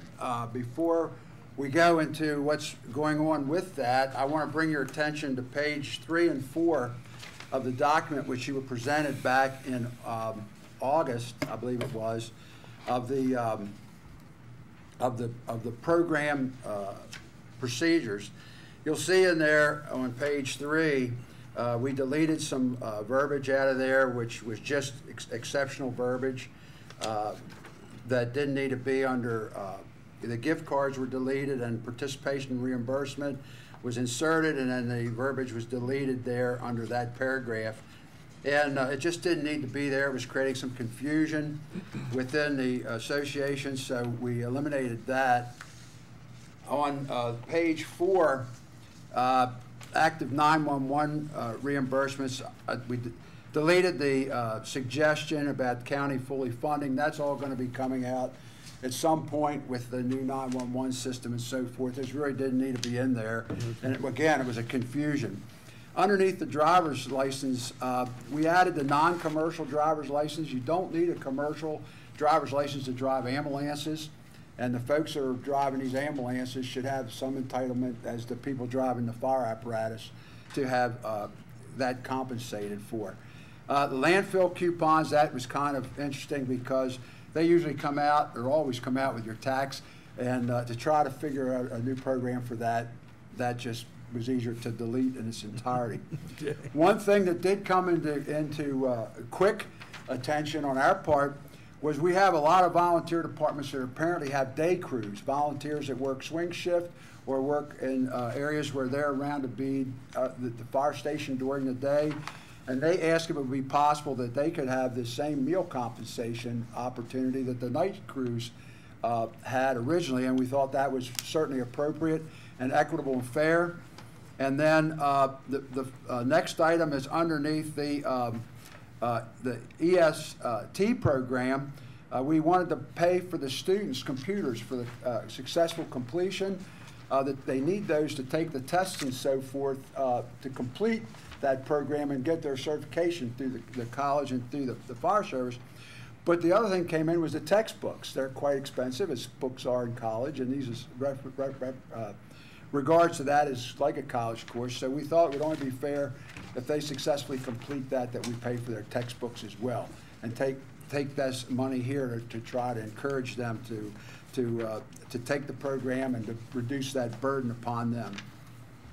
And then at the bottom again, we deleted the landfill coupon issue again, and that's just to clean up the document so it takes the confusion and concern out. So with that, that's the clerical stuff and the changes we hope you can approve. Again, as I said before, we will probably be coming back more frequently than quarterly because as this program takes hold and people are seeing reasons to perhaps have some opportunity to take advantage of this, we will have to come back and have those added to this for your approval. So next, what I'd like to do, remember we're only a month into this because we went operational October 1st. So we have some information for you. It's slowly starting, and I'll let Bridget go over that. Before you go on, just one question, Yes, Don. sir. I missed the last presentation, although I was disappointed I had to miss it because I was out of town. But with respect to all of these awards, which look sensible to me on first blush, shouldn't there be some requirement that in exchange for these, that the people receiving them provide some number of years of service to the department? What is responsible is that we have an accountability, that they have standards that they have to meet, and it's up to their company officers that will work through that. We as the association cannot monitor 14 departments, so the instructions for the companies are that they will monitor these things. We have documentation coming forth from those companies that are signed off by responsible parties of those companies that say, in fact, it's true. And we're also keeping a copy of that with our... Maybe I didn't make my question clear. Maybe I not. mean, my concern is that we give people tuition reimbursement to get certified, for example, as a paramedic, and then immediately upon graduating, they go to another county. And we've just used our incentive money to train other counties' people. So I'm asking, shouldn't we require, one of the conditions be in exchange for us doing this, you agree to serve, 5 years working for Carroll County in exchange for getting these payments? Well, it sounds good, except remember, we're a volunteer service, and they're not going to get paid to work for us. And if we can give them this benefit and they work for us while they volunteer for us while they're getting them over the year or two's worth of training, we can only hope that they will continue to want to volunteer in the county. Well, I mean, you could, but I mean, some employers will call these things retention bonuses and say, we're going to pay this retention bonus, but by the way, if you don't stay at least 5 years, then you have to pay it back. But if you stay 5 years or more, then it's considered to be a completed gift at that point in time, and you never have to pay it back. I understand what you're saying. I just don't know how to apply that mandate to a volunteer system where we have no financial hold or... It's very simple. We say to a volunteer, great news, Mr. Vicky the volunteer, we'll pay $4,000 towards your paramedic program. And here's the way it works. When they give you the $4,000, but you do have to agree to service for 5 years, sign right here. And you understand, if you leave in less than 5, that will be converted from a gift to a loan. If you leave in less than 5 years, that's the way it's done. Well, sir, you're the commissioners, and you can tell us how you want this done. I'm trying to put some benefit back to the volunteers that have served for many years in this county, and hopefully will serve for future years. I'm not sure that I, in my experience over the years in the fire service, I'm not sure that that's something that would be beneficial, because if they want to volunteer, they'll do it at their own will. It's not something you can force somebody to do against their will. Volunteerism is a rare commodity, and any way we can try to encourage it, I would think we'd want to encourage it. Well, that's a good point you bring up, Don. Can I ask a question? Sure, go ahead. Yeah. So is there some period of time that they have to be a volunteer before they're eligible for? You guys are nodding yes. Yeah. Yeah, yes. So okay. There are qualifications that they have to meet before they can apply for the money. So Okay. They would have to use the county LoSAP program, which means they've been actively riding for at least 1 year. Okay. Before they do it. If it's not where they meet the LoSAP standards, they have to have a percentage of the calls for that department, which means they've been actively riding at that point as well. The ones that I have so far, because we've gotten 5 applications already, the ones that have been members for multiple years. Yeah. And they're just at the point now where they're looking to further their education. And I look that most of them will stay after the fact Right. because they just enjoy volunteering. But I think, Commissioner Rothschild, to your point, and I understand the concern, I think as long as we communicate this up front and say, listen, when you get to that point, this is going to be something you're going to be eligible for, it'll be an incentive here, and we're going to have to get that service, at least some service out of it, for it to be beneficial. Actually, after listening to Don, I'm thinking it really needs to be maybe a bifurcated approach. For people that have already served years, fine, here's we're happy to do this for you, but so my concern would then be limited to people that might, I don't want to see people join the department only for purposes of getting that tuition and then leave 2 years later. I mean, they'd have to go through a heck of a lot of work to get that and serve a year of being able to ride, wouldn't they? Because you can't even ride right up front, right? It's going to take it's going to be about a 2-year process. Right. And Used to be you could, but If they're not involved All right, in well, the look, Don, EST program, if they join a company, say tomorrow, Right. they have to wait upon the availability of a MIFRE program that will qualify them towards being an eligible riding member. Right. To be an eligible riding member, you have to have A, B, and C, which is hazmat, personal protective equipment, and such as that. Some of those classes start in November. If they join today, they might get into that class if they met the cutoff time. Right. If they have not met the cutoff time, they have to wait till possibly spring, which is March or April. That is another 6 to 8 months that they have to wait before they're a qualifying riding member. If they're in the EST program, hi, shameless plug, sorry, they can be a qualified riding member within 3 to 6 months of them joining the EST program and taking the classes within that EST program. Most people don't have the availability from 12 in the afternoon to 3 in the afternoon to take that program. They have that availability in the evening. So Those classes are not available until the MIFRE program Let me assigns amend it to my them. comments, because I'm convinced. I'm moving in your direction. I think what you ought to do is, first of all, I don't want the enemy of the good to be the perfect to be the enemy of the good. I think you got a great start coming out of the chute with this. I really do. I like what you did. Try it.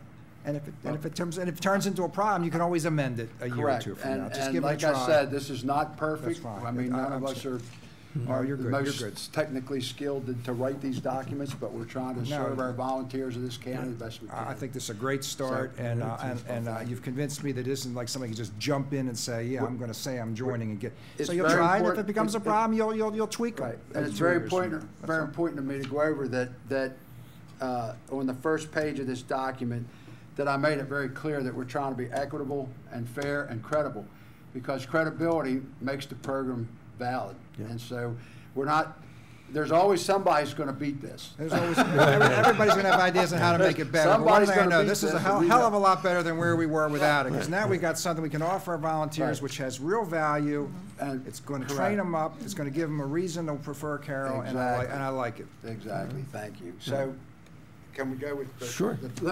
our limited response, but it's getting better all the time. Go ahead, Bridget. So as I said, there's 5 applications that have been submitted, 3 of which were tuition reimbursement. The other 2, the companies are starting to look at the top 10 responders and trying to figure that out. And there's been a few growing pains with that.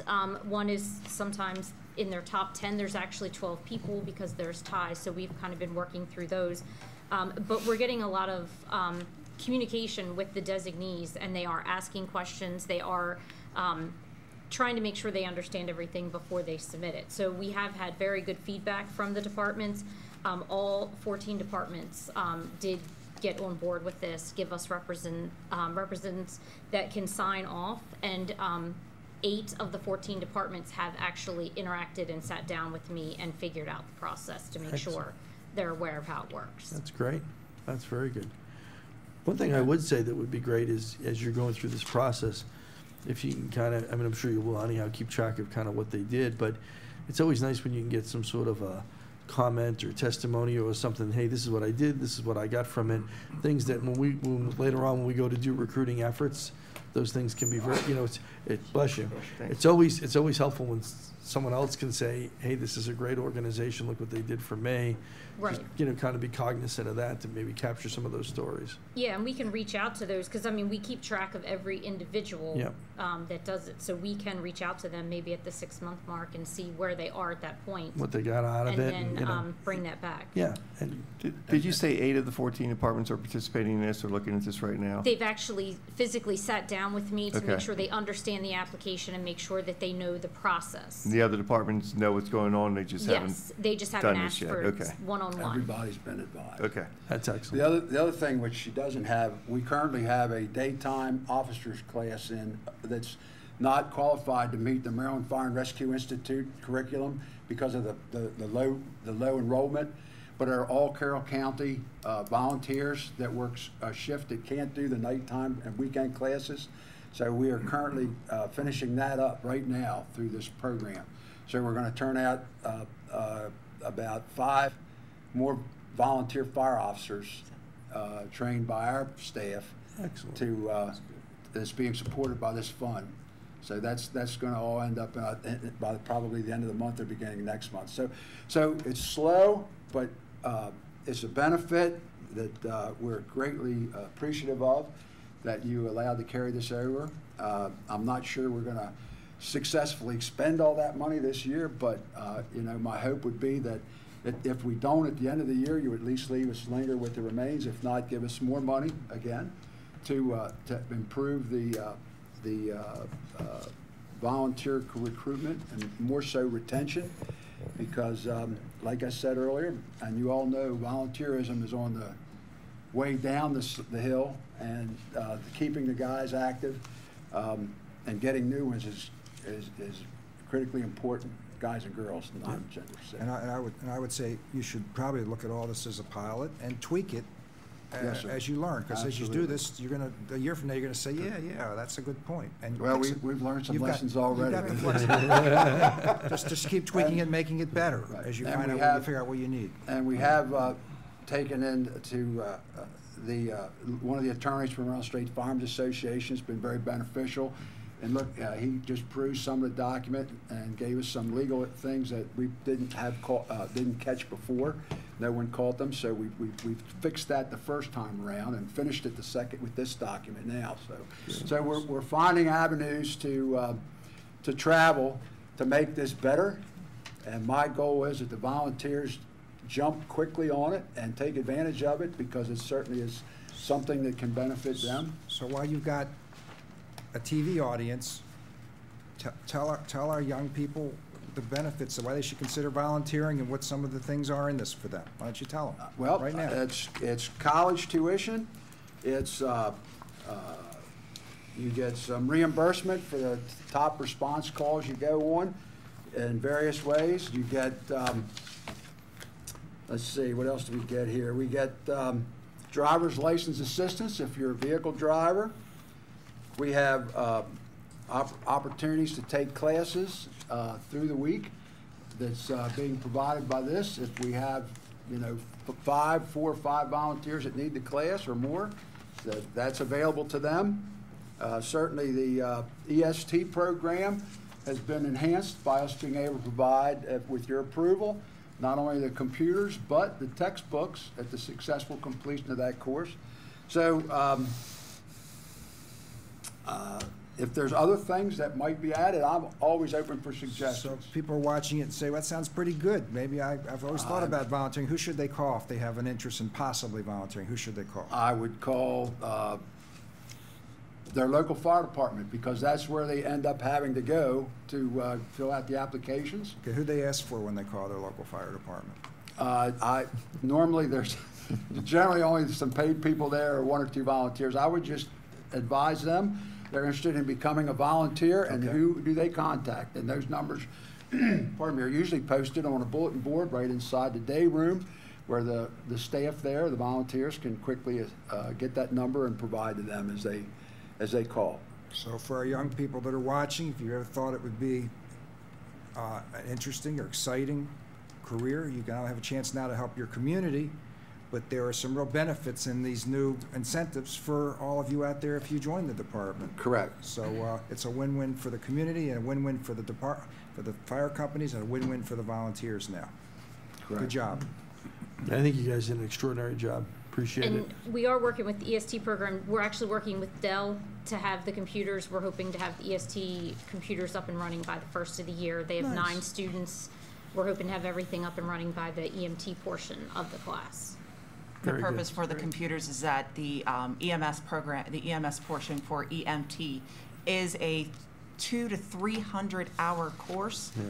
The instructors have to put in a little bit more time, but it is all computer based. They have applications they can use on their smartphones to take small tests and stuff as that. They will use these computers to upload an app that will give them constant and continual testing in order to pass the National Registry test to get their certification as EMTs. Gotcha. Very good. All right, good deal. Thank you. Thank you very much. I'm going to continue Great to job. talk about pay-per-call. I am still working. I am still working. There's definitely hoops to jump through for that. I understand that. I had the opportunity to sit down with a couple guys from South Carolina yesterday that actually left this area and went down there to live.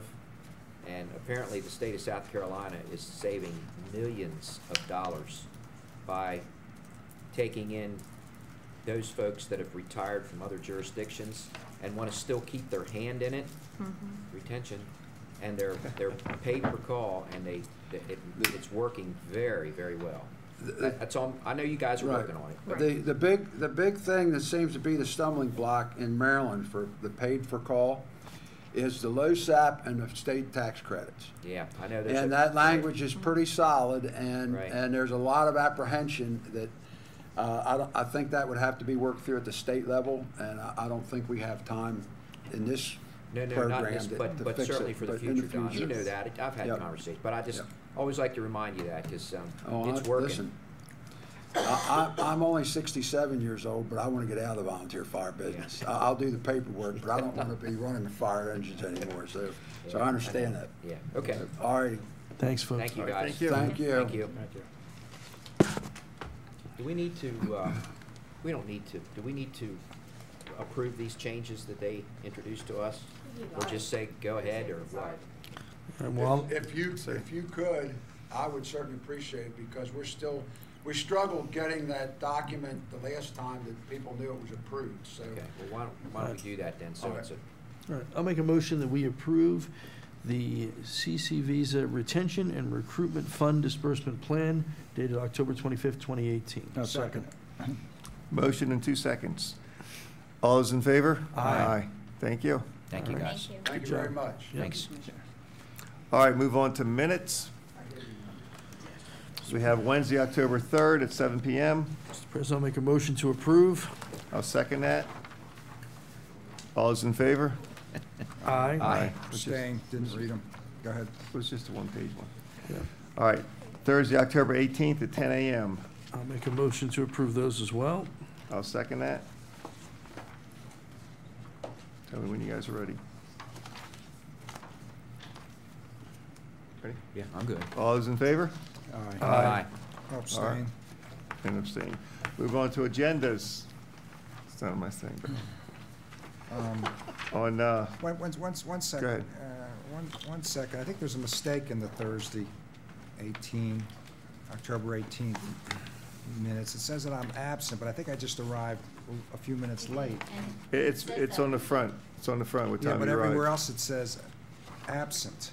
But you were absent during those times, but then when you came back, you were present. It says It notes that on there. It shows me as being absent for everything. doesn't it? No. No, it doesn't. And then when you come in, Oh, it was absent. Okay, I didn't look at it. where wrong. there's a motion, Absent. Oh, I came at the very end. Yeah. Okay, Yep. I'm sorry. Yeah, Okay, and thank that you. shows it You're there. right. Yep. Thank you. My memory fails me. Thank no you. problem. Okay. Okay, agendas. Getting old. Monday, October 29th, 8:30 a.m., Health Department opioid sign unveiling in Westminster, Commissioners Wance and Howard. Tuesday, October 30th, 7:30, coffee with Commissioner Howard. What is this? I Wait, just what have is to that? ask. What, are we going to sit on a couch? Just I'm like having, friends? I'm having coffee with the entire county, which took a little bit to organize. No, that should reference the small business, what would you call them? Small business community. It's like the Miller, SPDC, Chamber, they're coming in to talk about the small business program. Yeah. More so than to have coffee, but Can I come to that? Can absolutely. you put my name down on that? I don't drink coffee, but I'll come anyway. Well, then you can't go. So put coffee with Commissioner Howard and And light tea with Commissioner Frazier. It's not tea, it's awful grease stuff. Is it okay? All right. Okay. Thursday, November 1st, 8 a.m., Carroll County Ag Business Breakfast at Balgers, Commissioner Weaver. Then we have our regular session. We're going to have a solid waste planning update. We're going to go into a bid approval for CCPN Consulting and Technical Services, a bid approval for CCPN Project Management and Network Operations Management Services. We have a bid approval for network switch and router annual support renewal. We have a request approval on allocation of opioid funding. We're having a food check grand opening at 11 a.m. in the Westminster, Commissioner Wance and Weaver. At 1 o'clock, we have a bid approval for Laserfish annual support. What's the noise? Okay. At okay. We move on to bid approval for Miller Station Road culvert repairs. We have a bid approval for purchase of 2 Kohler generators and automatic transfer switches. We have a bid approval for Shannon Hawk SWM facility retrofit. We have a briefing on Environmental Advisory Council, from the Environmental Advisory Council, I guess. At 6:30, Carroll County Recreation and Parks Volunteer Awards at the Carroll Arts Center with Commissioners Frazier, Wance, and Howard. On Friday, November 2nd, the Commissioners will meet with the Budget Secretary Brinkley at 3 o'clock in room 311. At 5 o'clock that day, we have a retirement party for Lynn Wheeler at the library headquarters, Commissioners Frazier, Wance, and Howard. And Rothschild. Could only add one. I'm just kidding. Go ahead. And the location has changed since this was printed. It's now at the Finksburg Branch Library. Okay. Okay. Finksburg Branch of Libraries. Okay, and that's going to be on our calendar. Now, is that right? true, or is that just what you're telling Commissioner Rothschild? I forget how we rehearsed this. Glad I didn't say that. Certainly you weren't supposed to say it, whichever one you rehearsed. The whole piece, I guess I'll go to New Windsor. Saturday, November 3rd, 12 o'clock, Fall Harvest Days at Carroll County Farm Museum with Commissioner Frazier. After all, we do know how naive I am. We could go into that, but at 1 o'clock, Eagle Scout Court of Honor ceremony in Lineborough Fire Department, Commissioner Wance. At 6:30 p.m., Carroll Hospital 59th Auxiliary Ball at Martin's, Westminster, Commissioner Wance. And the Commissioner's report, that Sunday is Commissioner Rothschild. The following week, we have... By the way, the Commissioner's report at WTTR is now aired at 7:05 a.m. on Sunday morning.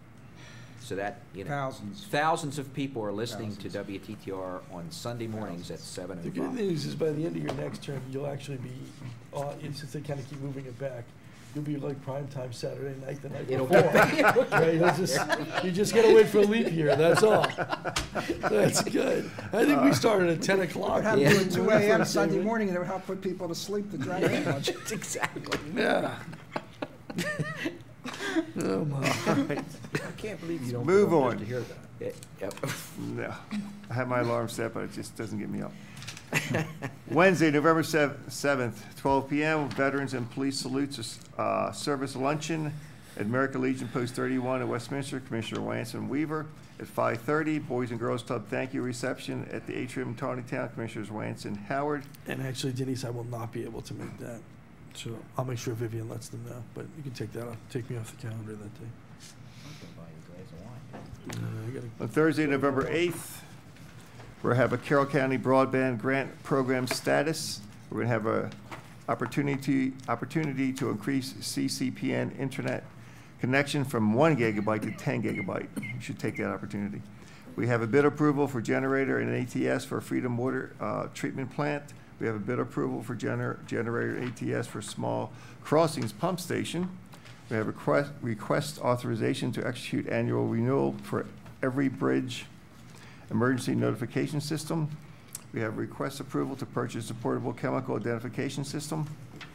We have request approval to accept a grant award for 2018-2019 Hazardous Material Emergency Preparedness.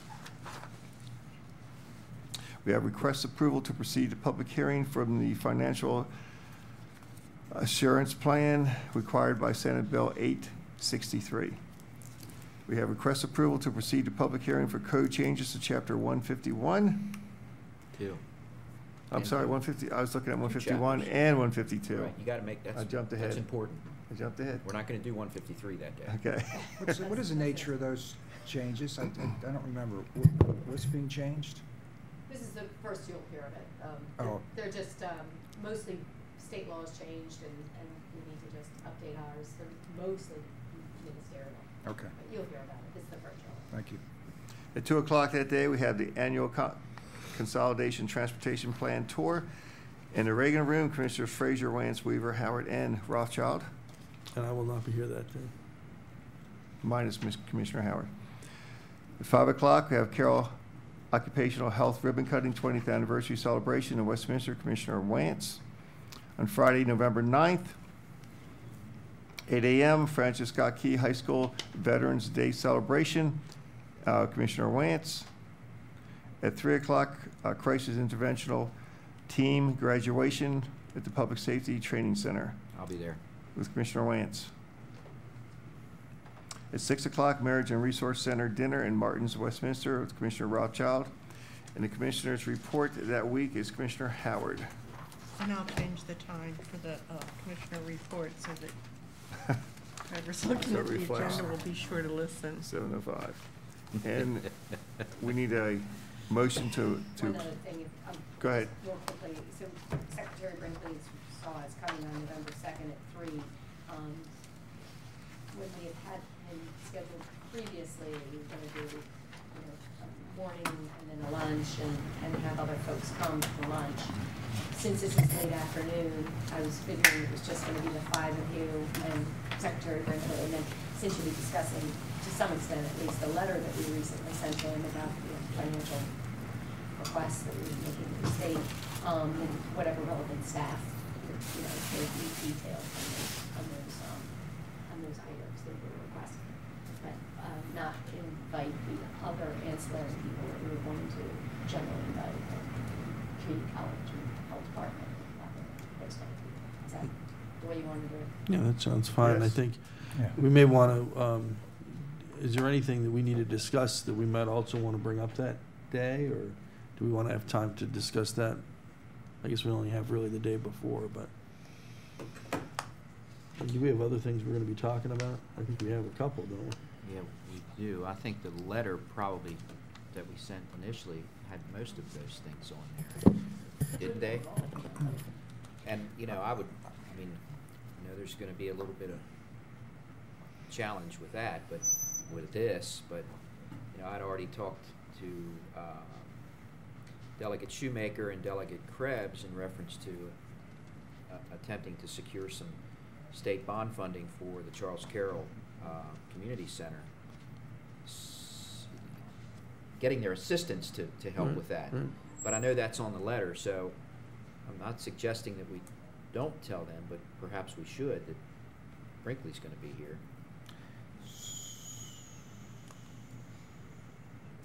We don't have a lot of times that day. So, I'm just, as a courtesy, I don't know that we, I just think they should be let know that he's, I think they should know that he's going to be here. I don't want it to go, it's sure. our thing, I want to be clear, but just out of courtesy, I would think, but that's just my thoughts. So I have a question. I'd like, now would be the time to ask, but we don't have time. If this question 1 passes on the ballot, and a lockbox is put around gambling revenues for schools, I want to know what the impact is going to be on the rest of the budget. What's the government going to, what's the state going to cut? If they have to transfer another $400 million over to schools, what's going to get cut? What's the impact going to be to counties and every other area of the budget? Probably nothing positive for us. Probably nothing positive for us. I mean, there was supposed to be lottery money in general was supposed to come years ago, and they, we didn't receive a windfall. We don't expect to receive a windfall if that passes either in any way. And with the Kerwin Commission ramping up costs every which way to Sunday for the local jurisdictions, I've only seen more difficulty. Well, I see storm clouds on the horizon for this county. Kerwin isn't a storm cloud. Kerwin is a level 5 hurricane if it hits. But even then, if question 1 passes, and hundreds of millions of dollars are then sequestered as incremental funding for schools, that money's coming out of something else. Yeah. And it's going to be painful. I'd sure like to know what his assessment is on what that's going to do. Sure. Because That's a right good now, question to ask. we're heading into a unknown territory with this thing, and nobody's talking about, everybody's jumping on the bandwagon because it's politically popular, but the fact is there are going to be some very negative consequences from that question if it passes. Because people don't tend to understand that you're a little robbing Peter to pay Paul. There isn't Exactly. a creation of additional money, they're just moving money. Right, because there's no free lunch. So I'd like to know what Mr. Brinkley thinks, Secretary Brinkley thinks is going to happen as a result of that, because I see lots of problems. Certainly a reasonable question to ask him that day. Yep. So, yeah, I'm sure each of you might have additional questions beyond the letter. I was just, that's, I know, sort of a basic thing that I was planning. Right. But it's up to you whether we, I mean, certainly if you want the delegation to know, that's fine, but I didn't think, because of the time constraints, and the format that this would be appropriate to have our allied agencies that we had planned on. Okay, that's fine. I just, personally, I think it's common courtesy just to let the delegation know that Secretary Brinkley's going to be here. That's all. And let you all them know can- he's going to be here. But I'm not suggesting an embossed invitation. I'm just suggesting that they be told that he's going to be here. Invitation aside, I think, Commissioner Weaver, what did you say? I just said, I would let him know it's going to be here, but this is our meeting. We're on a limited time frame with him. It won't be dialogue here. Right. It's going to be a dialogue with the 5 of us. Yes. And just- Right. Right. If that's what you want, I'll be more than happy to do that. That's what I wanted to do. Thanks. Ben, how you? All right, anything else? So we need a motion to close for land acquisition. Mr. President, I'll move that we close with land acquisition. Second. Motion and second. All those in favor? Aye. Aye. And then we need a motion to adjourn I after make the motion we adjourn at the end of that. land Second. acquisition. At the end A of motion and that. second. All those in favor? Aye. Aye.